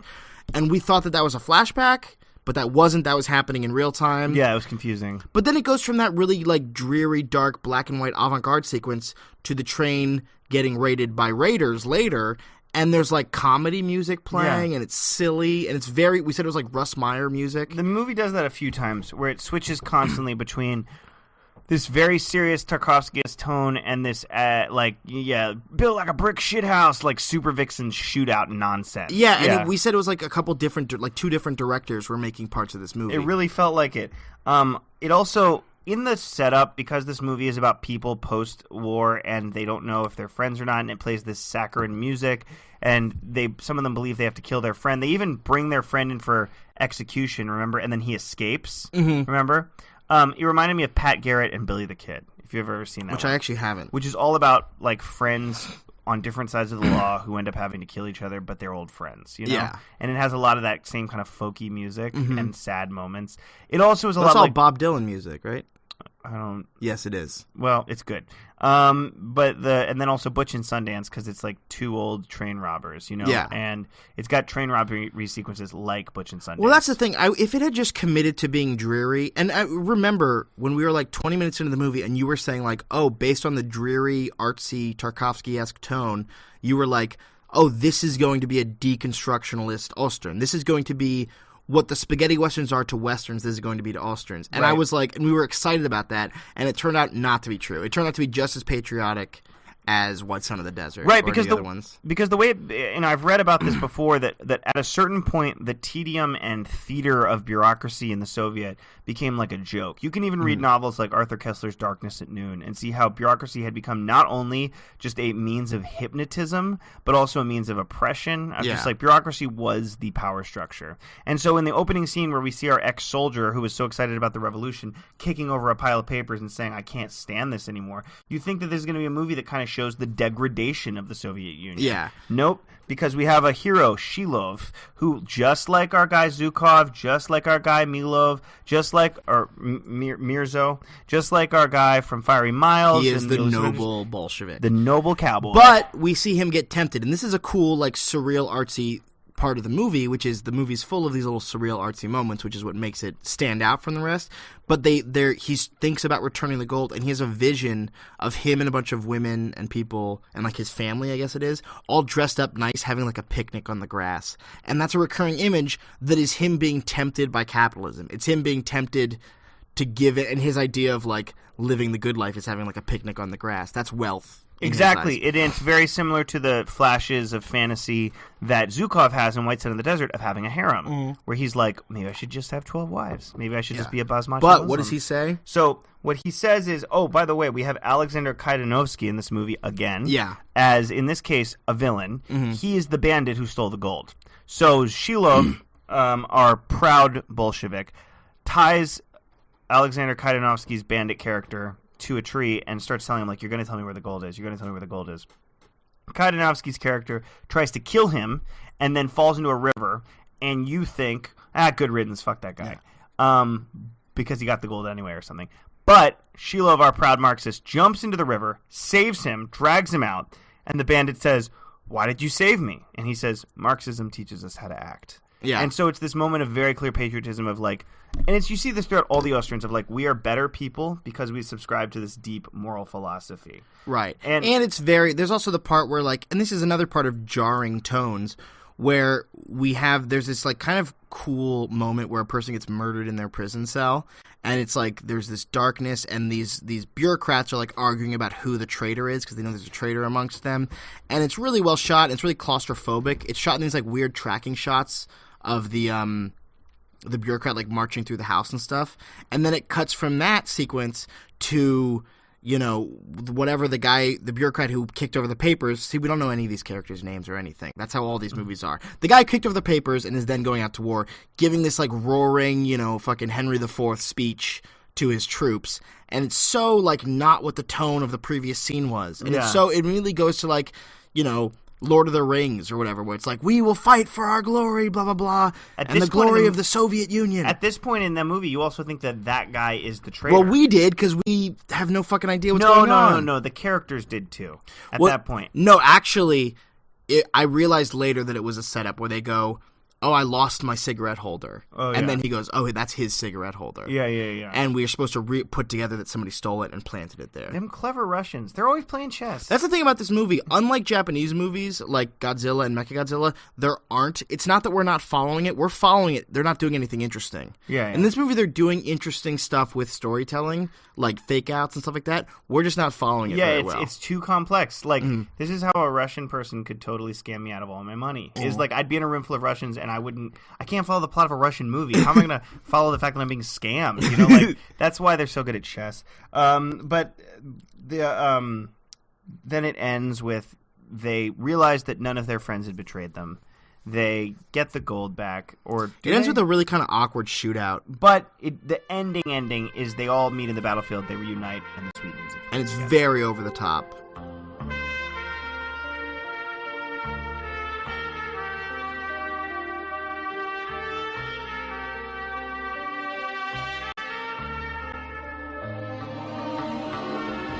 Yes. Yeah. I want to now take the time to understand this a little better. I read, and this will transition us into the next film. Unless you have more to say about this. Not really, other than I mostly liked it. I liked it. I loved the moments of style. There's a great moment where they find out who the real traitor is, and they interrogate him before shooting him.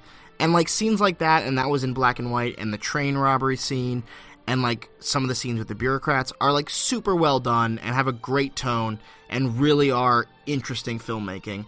But those are offset by silly bullshit. The finale is this awkward-ass shootout where the guys are hanging off cliffs, and they shoot the villain, and it should be this, like, somber moment, but the Russ Meyer music kicks in immediately. Yeah, what? And it's just so silly. And, like, that and the over-the-top patriotism offsets what would otherwise be an interesting, kind of artistically made movie. Yeah, and also I wish it had had a balance of the patriotism for the Marxist movement with the bureaucracy and how it all got degraded. Yeah, it has a moment of criticism, and then it like backs down on its own criticism. So this relates to the next movie. Is in the next movie we're going to talk about, the 6th, which I'll explain in a moment. There is also this kind of moments where old comrades from the 1917 revolution will see each other.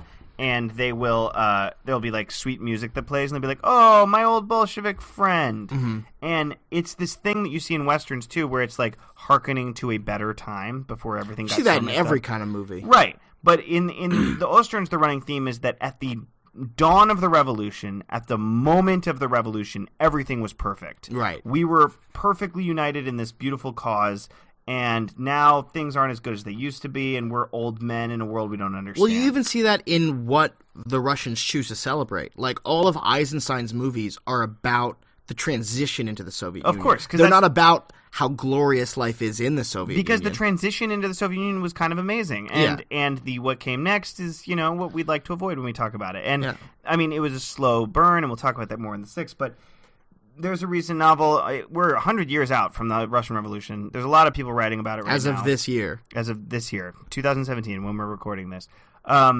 China Mieville recently wrote a nonfiction account of the revolution, and I think he sums up the potential inherent when that revolution happened, kind of the essence of why we keep seeing in the 6th and at Home Among Strangers these moments of, like, you see an old friend and you're like, oh, remember, we'll build an ark one day. Our best time was when we were fighting the whites. So here's China Mieville on that instant.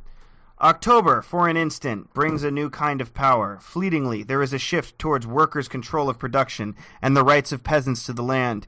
Equal rights for men and women in work and in marriage, the right to divorce, maternity support, the decriminalization of homosexuality 100 years ago, moves towards national self-determination, free and universal education, the expansion of literacy, and with literacy comes a cultural explosion, a thirst to learn, the mushrooming of universities and lecture series and adult schools, a change in the soul, as Lunacharsky might put it, as much as in the factory. And though these moments are snuffed out, reversed, become bleak jokes and memories all too soon, it might have been otherwise. It might have been different, for these were only the first, most faltering steps. Pure potential, right? Yeah. He was a massive potential. He was a massive potential. Right there. So, in the 6th, we see a similar vibe. So, okay, it's interesting. So, I was the one who wanted to do Osterns. I've been talking about Osterns for a long time. I eventually hyped you up to do them, and then we start doing them, and we watch the Elusive Avengers, and we watch At Home Among Strangers, and we watch all these movies, and we start to realize that maybe I like the idea of Osterns more than I actually like watching these movies. And then we're like, okay, well, we're kind of bent out on Osterns, but we'll sit through the 6th, and we both fucking loved it. Ты давно из деревни? Да уж 5-й год. Аккурат после Октябрьской. Пошел. А я уже 10 лет как уехал.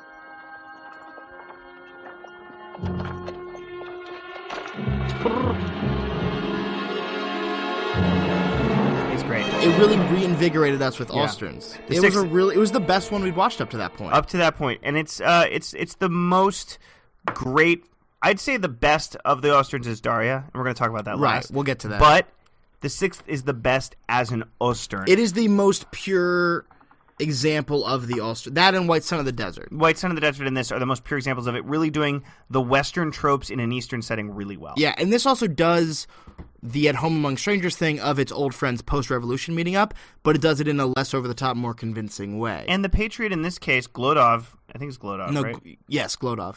Is really kind of someone you can get behind. He's a cool guy. So we'll set up the plot real quick. It's your basic Seven Samurai, Magnificent Seven, Yojimbo kind of stuff. Yeah, there are these bandits terrorizing this area in, where does it take place? You did the map. No, actually, it's unclear where it takes place. It's somewhere in rural Russia. Okay. Yeah. I did a map of where all of these take place. As I said before, Bodyguard in Tajikistan and Elusive Avengers in Ukraine and White Sun is in Turkmenistan. Yeah, exactly.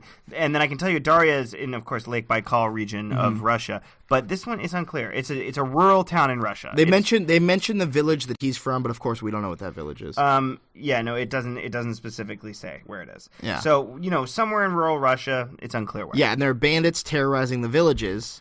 And this one guy comes into town, and he encounters the bandits on his way into town, and the guy says, oh, they've killed the last 5 militia leaders in this village. He goes, yes, well, I'm the 6th, and then the title, the 6th, comes up. Yeah, exactly. And basically, he comes into town, and he has to round up his ragtag group of old Bolshevik fighters from back during the revolutionary days who have all settled into different careers. Yeah, that's what makes it cool, is it has that kind of like it's very much like ragtag recruiting. Yeah, like I don't do that no more. That literally happens. Yeah. So he got to recruit his old soldiers to join a little small militia to take on these bandits. Yeah, exactly. And so it's interesting in that sense. He gets his old militia together, and they all rally against the bandits, but they keep getting killed. Or different people in the town keep getting killed. Right, so they think that there must be an informant. There must be an informant. But the thing this movie does really well is it establishes each of these characters, and they all have differences. And just like Stagecoach, in which the Firey Miles did not do well, but Stagecoach did do well,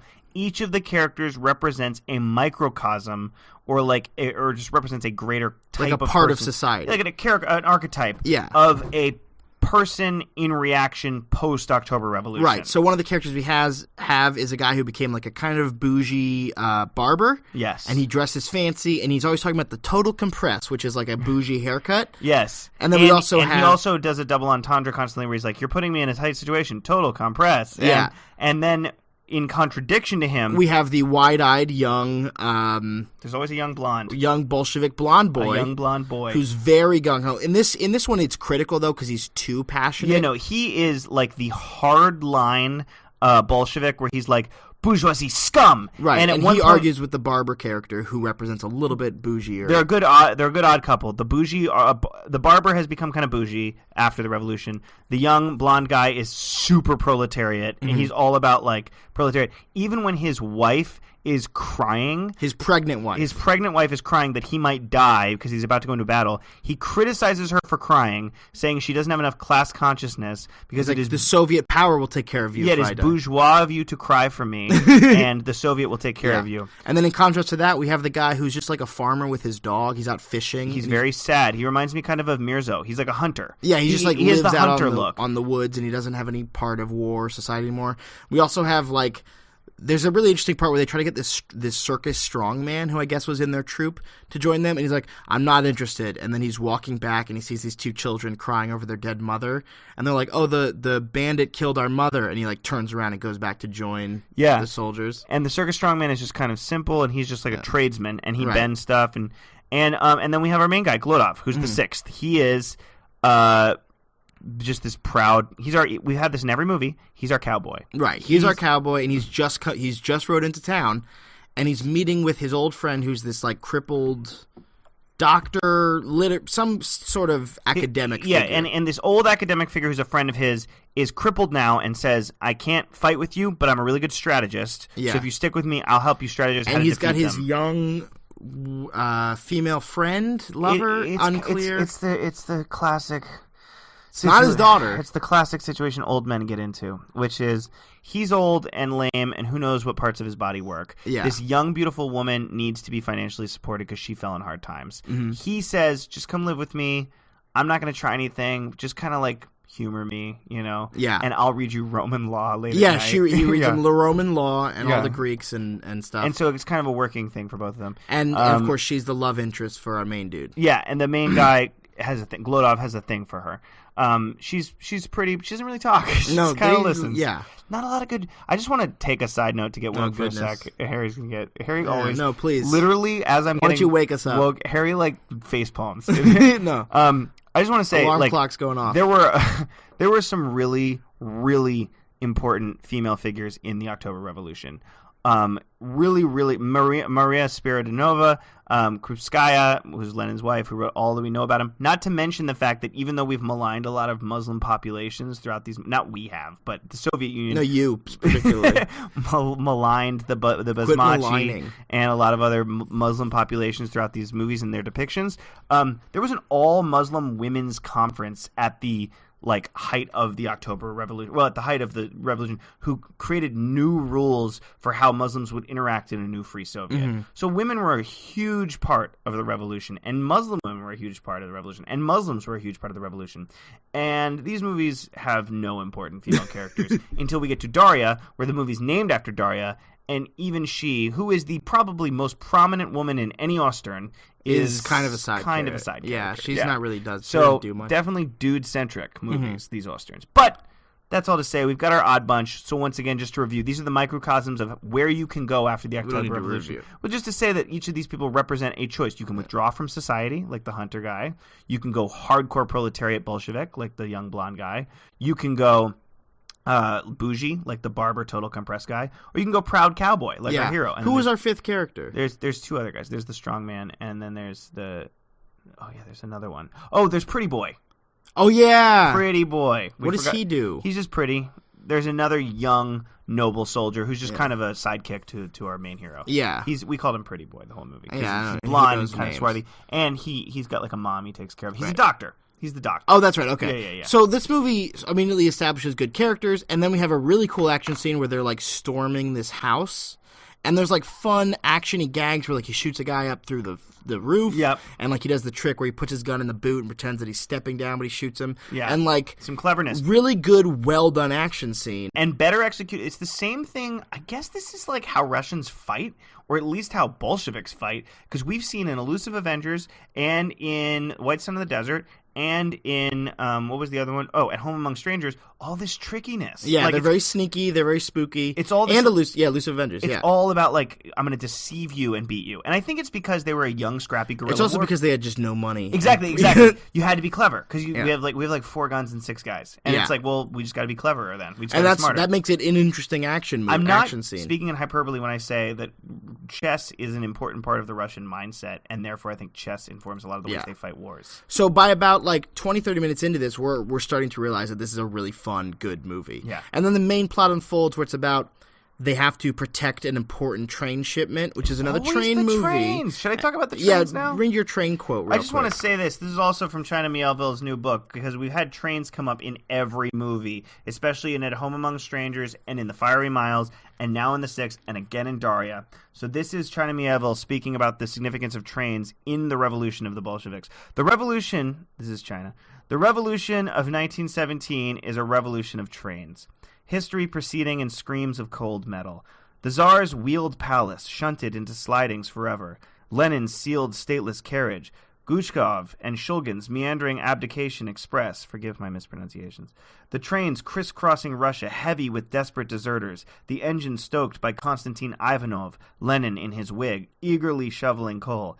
And more will come. Trotsky's armored train, the Red Army's propaganda trains, the troop carriers of the Civil War, looming trains hurtling through trees out of the dark. Revolutions, Marx said, are the locomotives of history. Put the locomotive into top gear, Lenin exhorted himself in a private note scant weeks after October, and keep it on the rails. So, trains were an essential metaphor of the Marxist movement, and also... And literally essential. Literally, like, trains figured into every important moment. So the 6th is, it becomes about an important train shipment they have to protect, and that becomes the final climax of the movie. And it's a really great, like, last stand, much like the Firey Miles, but way better last stand type thing, where they're, you know, having a big shootout on the train, and our important characters are slowly dying off, and they're doing crazy real stunts. Guys falling out of windows, off of moving trains, Guy gets trampled by a horse. Guy gets literally trampled by a horse. We saw it happen. Guy might have died. No, crazy shit. People falling through broken windows, and it's just fun, and it's just good, and it's well shot. It's got some good cinematography. Uber twist. Should we talk about it? Yeah, so with the whole movie, people are getting killed in the village, and you're like, who is this bandit king that they keep talking about? Yeah. And then the guy comes back. Our hero, Glodov, comes back. He goes to visit his old friend, and Harry, even at this point when we were watching it, said, you know, we never met the Bandit King. And we figured just because all these plot lines like peter Geronimo out. From the Stagecoach. You never see him either. Yeah, exactly. We're just like, you'll never meet him. And then Glodov confronts his friend in the wheelchair and says, you're the Bandit King. Yeah, he says, you like, I knew that if I lied, he says, I lied about the train, there was nothing important on there, but I knew that if I told you there was, I would draw your troops out. Yeah, and so he proved he was and also it's worth noting that 4 of the 6 of them die on that train. Right, it's just the Bolshevik. Pretty Boy the doctor, the strong man, total compress barber guy, and his last words are total compress. And also, who's the other guy who dies? Pretty Boy, strong man, the farmer, barber, and the hunter, sad farmer, Mirzo type figure. So it's the young Bolshevik proletariat and our noble Bolshevik. Our cowboy.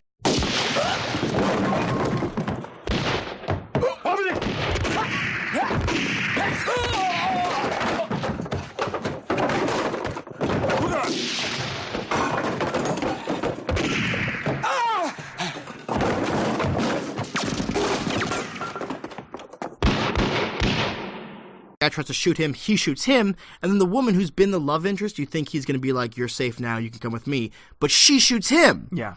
And it's like, oh shit, and then then he comes out and he's like dying. He's been shot, and the young boy's like, he's wearing his stupid ass fucking bullshit green hat, and he's like, drag her out here, we'll kill her. And Glodov says, no, she will stand trial. Okay, this is a good point to pause on this issue, actually.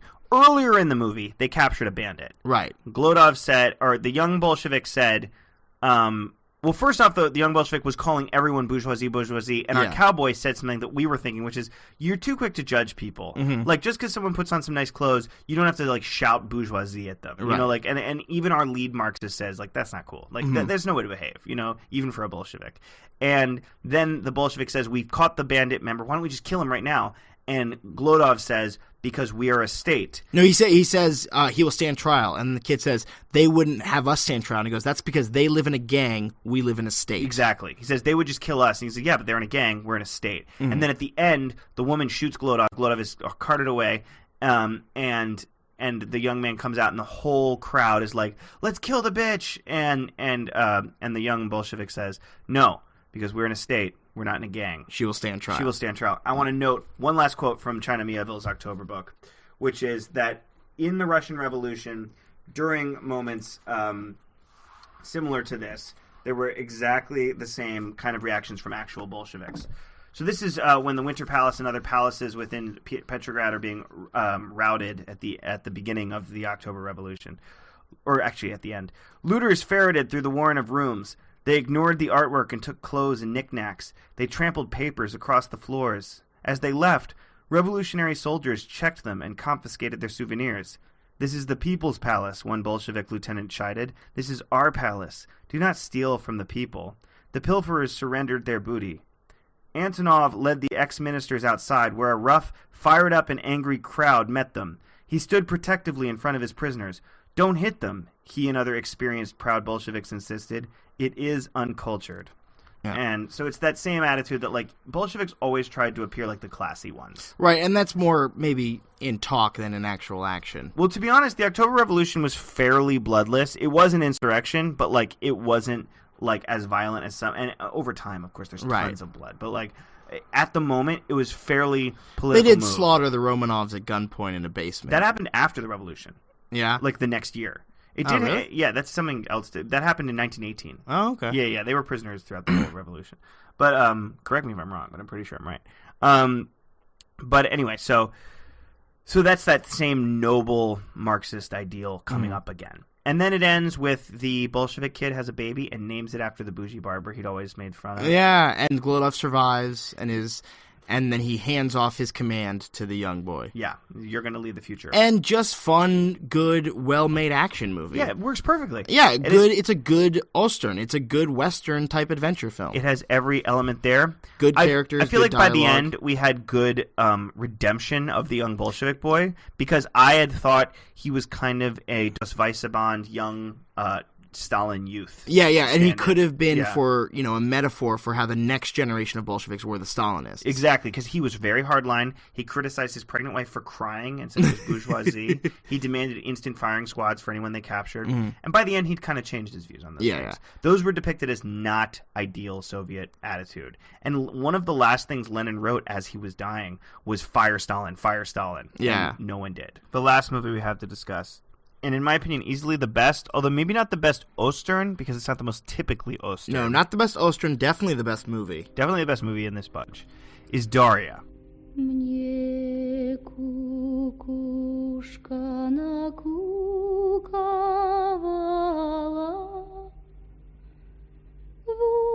8 раз, 8 лет. Жить мне осталось.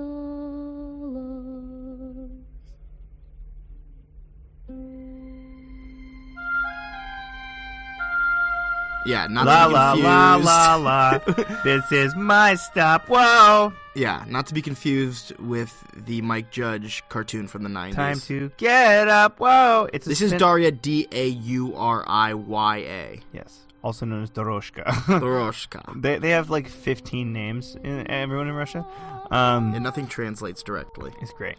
But so Dauriya is based on a novel that was the fucking only and most beloved novel ever of the Baikal region of Siberia. Yeah. So it's the super eastern region of Siberia where the Cossacks live. And this was their Gone with the Wind, basically. It's their, epic, yes, exactly. Small town epic that depicts their culture and their place in the Soviet uprising. And what's interesting about this is, finally, I said I was not going to read any more China Mieville, but I totally am about to. Finally, we get to kind of focus on Cossacks. Yeah, we've talked about Cossacks a little bit, and they've been, little bits and pieces of these whole movies. And I always say, whenever it's referenced in this, or if you watch, like, Eisenstein movies it's referenced, and I'm always like, what the fuck are the Cossacks? Who are the Cossacks? This my whole life. What the fuck's up with the Cossacks? What is a Cossack? Why is everyone so afraid of the Cossacks? Yeah, Cossacks. Cossack.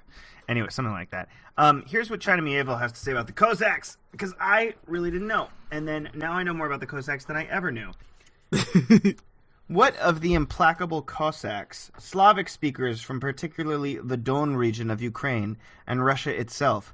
Cossack communities had not known serfdom and boasted a long, if rough, tradition of militaristic self-governing democracy. By the 19th century, they had become projected as a myth. They were depicted as, and often believed themselves, uniquely proud, honored, and honorable, a quasi-ethnic, quasi-estate-based cavalry, a people class, living symbols of Russia and traditional agents of Tsarist repression. Their whips and sabers had spattered a lot of blood on the snow 12 years before. And then so that's the image of Cossacks that we kind of get throughout. A lot of depictions of them in Eisenstein movies and also in even up to Fargo and in different Osterns as well. Yeah. But China Mieville notes, Cossacks were never a monolithic group. They, too, were differentiated by class, and many of them had grown sick of the war and of how they were being used. Yeah. So that's where we come to Dauriya, which is about Cossack communities in Siberia. It's about one village in particular, and how that village grows and changes under the Soviet uprising. And it's, first off, we should say it's 3 hours. Yeah, it's like a David Lean-style epic. Yeah, it's a split up into two parts. The first part is a small-town epic, and the second part is a war movie. And it's the least Ostern of all of these. I would still say it qualifies as an Ostern. Yeah, because it's very much about like life on the frontier. First of all, even though it's similar to movies like Lawrence of Arabia and Gone with the Wind and what was the other one? Dr. Zhivago, of course, in the subject matter and the scope, and Reds in the subject matter and the scope.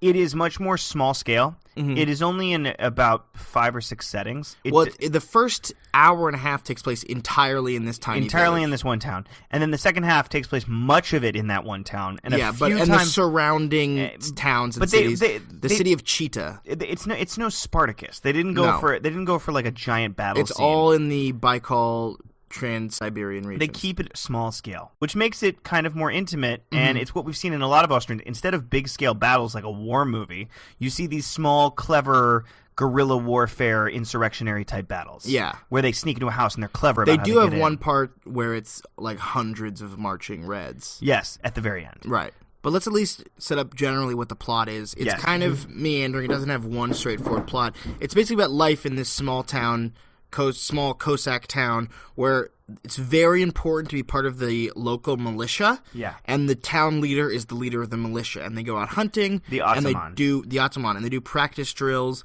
And society is kind of structured around this militia lifestyle. Right. And also, it's very important about marrying rich and, class and who gets to marry who. Exactly. Which comes to our central conflict of the first act. And everyone gets to make political decisions about where they fall, but at the beginning of the film, it's 1914. It's 3 years before the October Revolution or the February Revolution, and it's also right when World War I starts. Yeah. And then the second half of the movie is 1918, post-revolution, tail end of World War I, when the whites are coming in. Mm-hmm. So we see two political eras through this lens of these characters in this small town. Mm-hmm. That's the basic gist of the film. But yeah, you're right. It opens, we got our main character is Roman. He is once again, like in every movie, our young blonde idealist. But in this movie... He's not a Bolshevik to begin with. No, he's not. And what's interesting, in this movie, our cowboy character kind of becomes him. Yeah. But there is no cowboy character when we begin. Well, it's very much like 2 acts. It could be separated into part 1 and part 2, which it is literally with a, it goes like not Spartacus, like Ben-Hur and such. But like the first half of the movie is just about small town life in the Baikal region and how the Cossack social structure works. Yeah. And it's about these big parties and they have dances out in the hay and how they work the fields and how they go hunting. And there's a little bit of setup where they run into the one guy, Roman, is ostracized because his uncle was arrested for political discord. Right, well, for being Bolshevik, essentially. Yeah, for dissenting against the Tsar, and then they run into runaways who are also prisoners, political prisoners. So there's a little bit of establishing that, but it's mostly just about the culture. And there is established class stuff. They run off these, like, gleamers, essentially, who are, like, picking their fields. Yeah. And they're, like, the lower class village. Yeah. You can see a little bit of class sympathy there. Also, early on, Roman runs into an escaped prisoner Bolshevik in the woods while he's hunting, and he lets him go. Yeah. Yeah, and so he sort of has these little obsessions, these interests or these concessions is what I mean to say. Well, he's in love with Dauriya. Yeah, that's the main story. He's in love with Dauriya. That's the main story for the first half. Yeah. And Dauriya is married off to a richer family because they can afford the dowry and they're more well established. Exactly. So that's sort of also playing into the class structure. And that's his central thing. And he tars their farm, which I guess symbolizes that she's unpure. Yeah. And that gets her whipped. There's a lot of whipping also. Once again, the whipping, incessant. Yeah. And then in Act 2, Roman... Well, we just jump ahead. Act 1 ends with World War I is declared. Yeah. For those of you who might not know history, let's just sum up in the briefest possible terms. World War I, Russia got involved in 1914. Big war between everyone in Europe facing off about a bunch of stuff. It was a big war. Yeah, big war. And then in 1917, in February, they ousted the Tsar, and a bunch of different socialist and liberal and right-wing groups, but mostly liberal and socialist, were vying for power, shared power, dual power, provisional government, different Dumas, blah, blah, blah. I'm summarizing my very, very simplistic misunderstanding of China Miéville's book. Yeah. And then in October, Bolsheviks kind of just took control. Right. So we had 2 revolutions in 1 year, and then afterwards... as I said before, whites who were hired by outside groups, but they were ex-loyalists or loyalists, were trying to fight back the Reds. Right, and so that's where we see part 2 of Dauriya starts. It starts in 1918, after the revolution, where the Reds are fighting the whites, and we get a couple of those other splinter groups as well in there. And Roman is now, like, risen up in the ranks of the Red Army. Yeah, he's like a man now. We almost didn't recognize him. No, he has, like, a mustache. He might have been a different actor, even. Like, it was pretty... I feel like he was the same actor, but he looked grown up. They Yeah, did a really good job of making him look so grown up that it was like hard to distinguish young Roman from older Roman. Mm-hmm. 4 years can make a difference in anyone's life, but 4 years of war fighting the whites, that'll really make a difference. That'll grow your ass up. But also I just wanted to note one more thing I forgot to mention is that one of the main reasons why the Bolsheviks gained power as opposed to many other socialist and even farther left anarchist groups is because the Bolsheviks advocated getting out of World War I, basically. They were like, go ahead and leave the war. And so thousands of soldiers deserted to join Bolshevik causes all over the place. Just saying. So Roman is a hardcore Red now, and there's a train sequence early on in part 2, which is another one of your train things, where he meets up with his old, small town bully, and they go on that train mission, like a suicide mission, and then it kind of just becomes like a cool war movie from there, I guess. But even the war sequences, as we said, it's not Spartacus. I only referenced Spartacus twice because it's 3 hours. It's a historical epic, and it has the best fucking epic battle scene I've ever seen. You've seen Spartacus, right? Not the whole thing. Oh my god, the battle sequence. Anyway, different podcast. Point is, there's no battle sequences like that in Dauriya, yet it still manages to be epic. The battle sequences, for example, are really good. They're good, but they're tight. Yeah. They're small groups in small areas. Well, the first big battle we see in the whole movie, actually, is when Fado, the bully, meets up with this group of kind of runaway bandits who have abandoned the Reds. They were fighting with the Reds, and now they've just become bandits, and they want to steal the communal gold that Roman is safeguarding. Exactly. And they storm Roman's hideout, and it's a really cool, well-done shootout scene where it's like kind of a siege, and this is where it becomes very Osterny, because they're shooting each other for gold in like this frontier village.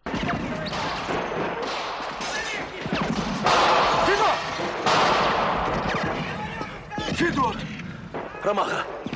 Федот! Федор! Федор! Погоди, убивай! Я сам с ним разделаюсь! Рома, вызывай подмогу! And it's a very cool sequence, and Roman and Fado escape and are on the run. And that's where the movie kind of gets to its central theme, is now Roman goes back to his village as a Red Commander, and the Ataman of the Cossack militia, like, stops him and starts ordering him around. And it's like the clash of who has authority. Do the Cossack tribal leaders have authority, or does the Soviet Red Army have authority? Right. I also just want to pause here to note, we were talking about hats. I want one of those fucking Cossack hats. No, they're dumb. Big, you don't need them. They're huge. They're bushy. You know what it is? It doesn't snow here. They have such intense fur density that they just generate warmth, and your head will never generate enough cold to break down the warmth inside one of those hats. Yeah, you don't need it. And they all look so confident in the snow, like badasses, because of those hats. That's where the power is coming from. That's where the Cossack That's where the fucking power comes from. Their lore is all in their hats. Yeah, it's like Samson, but it's just the hat. And if I went snowboarding with a fucking fat Cossack hat, I feel like I'd be the man on the hill. Yeah. Schwalpenar, Cossack style. So then the central... All right, enough about hats. The central conflict of the movie becomes about Cossack loyalty versus Soviet loyalty. Exactly. And Roman and a lot of his people get taken captive by the Cossack militias, and the Cossacks basically line themselves with the whites. Please pardon a brief aside from future Nick. So, in the conversation that we're about to have, we made a pretty big misattribution.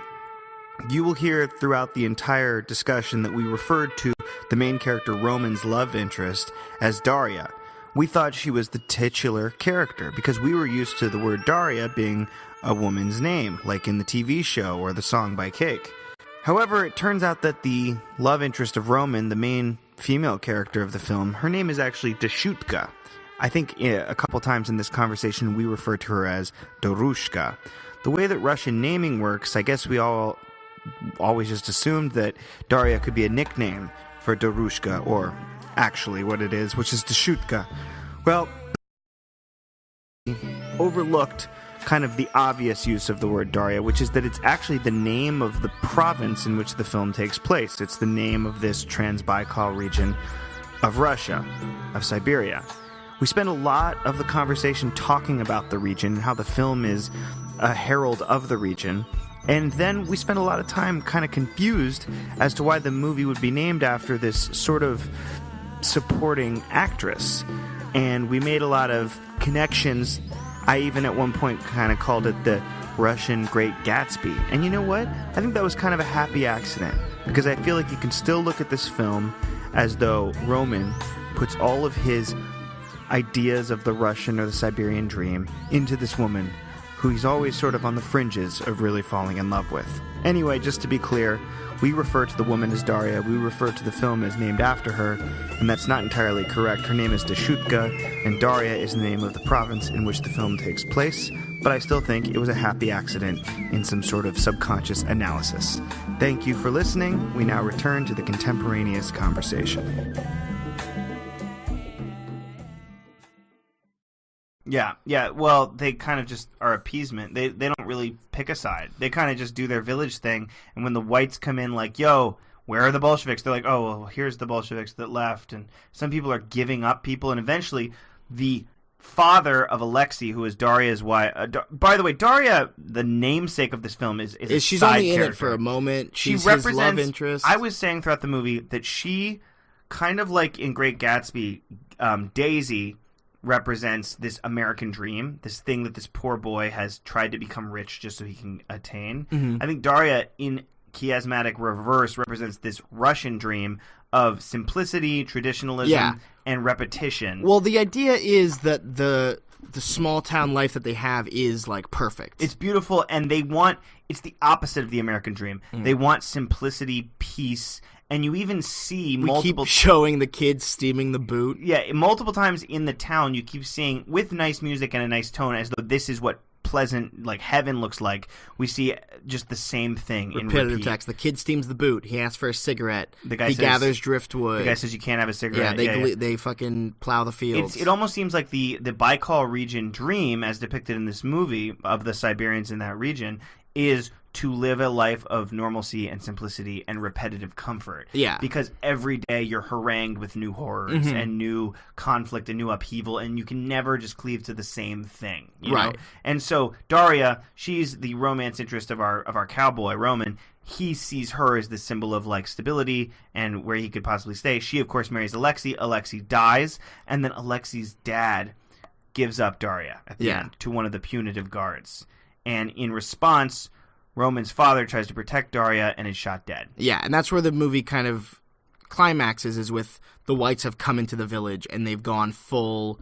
The Cossacks have realized their mistake of aligning themselves with the whites when the Ataman tries to stop them from massacring everybody and is whipped for it. And then the other Cossack leader, Roman's father, is murdered. And then the Cossacks kind of realize, like, oh, the Reds are actually where we want to be. And when the Reds march in, and that's where you have the biggest number of actors in one scene, when the Reds march in at the very end, there's tons of Reds, and you're happy to see them. It's like, it was genuinely, because we waited 2 hours and 50 minutes to get this satisfaction of them reliberating their town. Exactly, and it's just like when the cavalry runs in Stagecoach, where you're like, thank God the cavalry come in. Yeah, thank fucking God the Reds are here. And so I think anyone watching that movie getting invested in the characters at that point, despite your political alignment, would be like, fuck yeah, the Reds, yeah! Yeah, that's how filmmaking works. Yeah, you side with the sympathetic characters. Exactly, so it makes you really see the Cossack Reds as, like, noble, true heroes. Mm-hmm. And it's a patriotic film that works. No, it's very good, and it really is.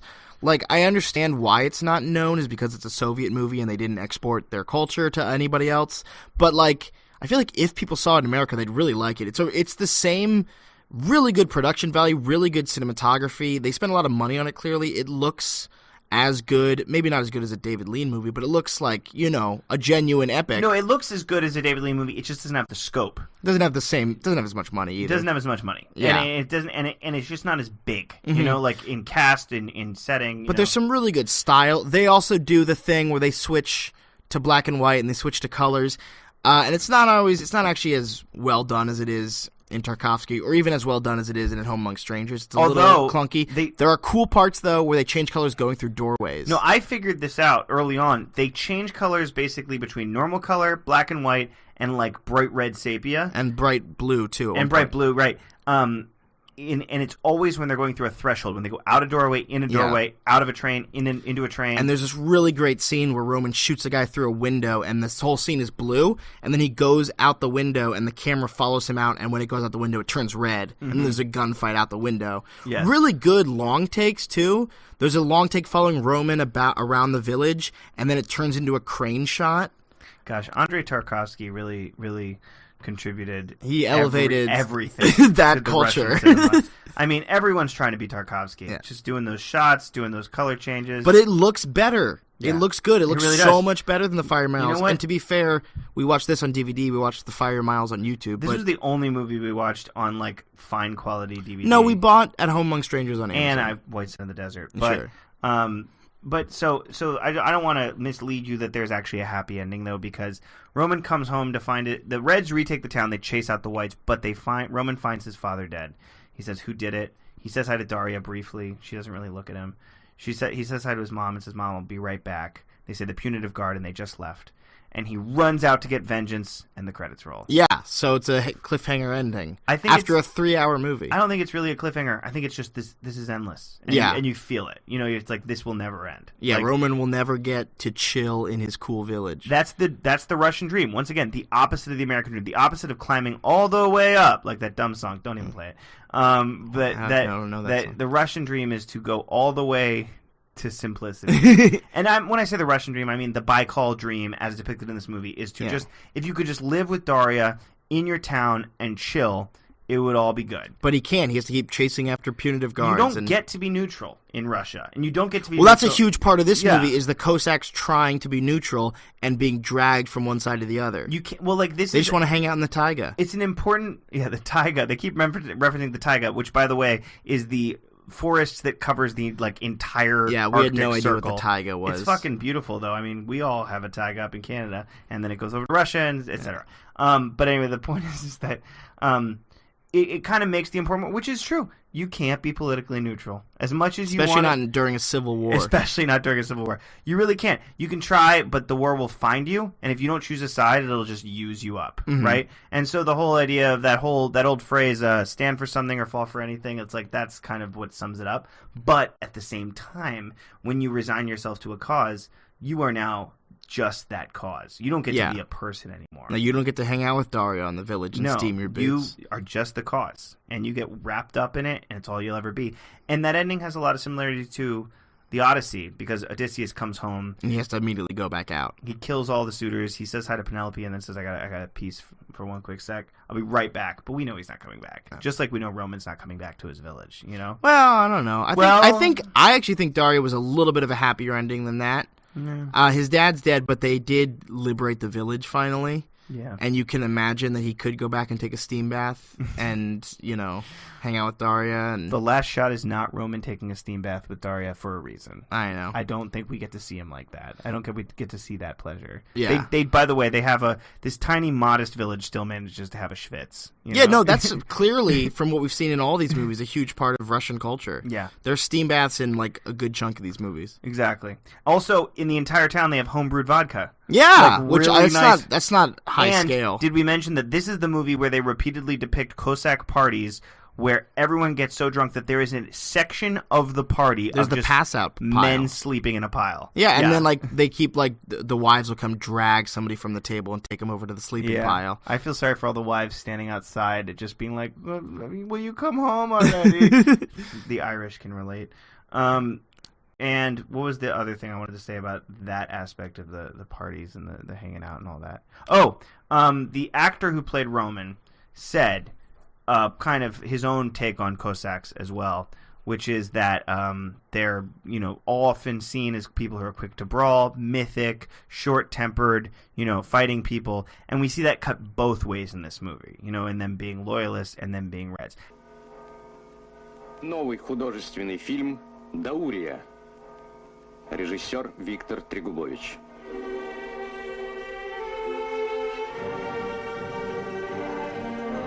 Я к тебе пришла, Ром.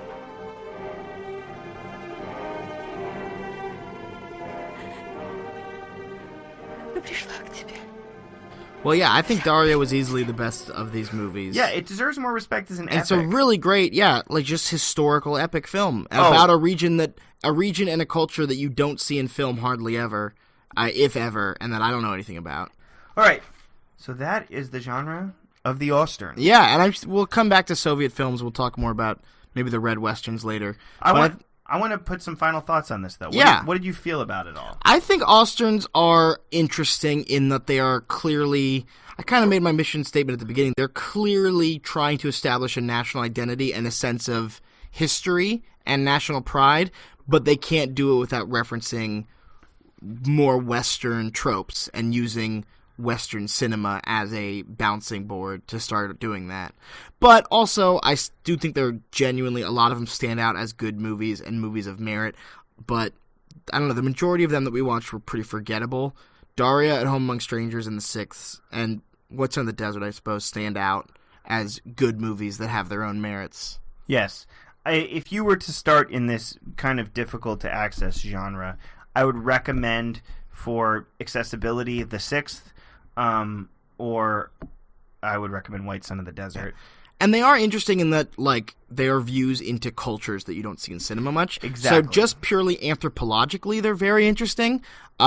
Dauriya is a great film about Cossack Baikali regional culture. Basmachi. No, it's not. It's about the Baikali. Oh, the Baikali. Yeah. Oh, yeah, yes. Which, we would never have known about or seen depicted if not for that movie. So, that's interesting on its own merit, but it also helps that it's a really good movie. Yes, because here at Cinematic Oblivion, we believe that all eras, nationalities, and genres deserve equal consideration. Yeah, so we're considering the Cossacks As today. you said earlier when we began this podcast, you met a Russian person, and your only way to relate was to talk about Russian movies. Which is the same thing I've done with Korean people that I've met. It's the same thing I've done with, Brazilian people that I've met. So that's all I know about culture, guys. That's what I'm saying, is for us, basically, movies and media in general is how we access other cultures, And I mean, sure, we've traveled, we've met people, but like it's a great window into another culture. You could say that we're culturally ignorant. But you could also say that it's always worth taking an interest in another culture, sometimes by immersing yourself in a very weird avenue of their film history. I mean, I think their media is a good enough way to get involved in. I think media is culture. Yeah, it's representative. And of course, media will never represent everyone in a culture, but it definitely represents a feel that you'd get being a part of a culture. Mm-hmm. I also just want to say that I think that Dauriya was fantastic, and The Sixth and White Son of the Desert were fantastic, and that I think that if you want to go deep into the aesthetic of the Ostern, The Bodyguard is actually a fantastic aesthetic journey. But if you're not we're just weird film nerd losers. You just watch White Son of the Desert and The Sixth, and Dauriya if you want an epic. But those two are just good movies that anybody can enjoy. Exactly. And you don't really you can watch those and say you've seen Osterns, and you don't really need to watch the rest. Yeah. There's a lot more that came out of the Soviet Union, and in the future we'll be talking about Red Westerns, probably do a 3-part Soviet sci-fi. We're definitely doing Soviet sci-fi. And also, we'll do Eisenstein and Tarkovsky. I want to talk about Ivan the Terrible. They deserve their own thing. And at some point, God help us, we'll have to do the entire trilogy of the Elusive Avengers. I think the quadrilogy. It's 3. No, it's plus the original. The original and 2 more. That's what I meant. No, the original that was from 1929. Oh, God. It's 4 movies, dude. God help us. Yeah. I guess my final thought on Osterns is that as an Ostern is a frontier movie, they do reflect, interestingly, on the Soviet dream.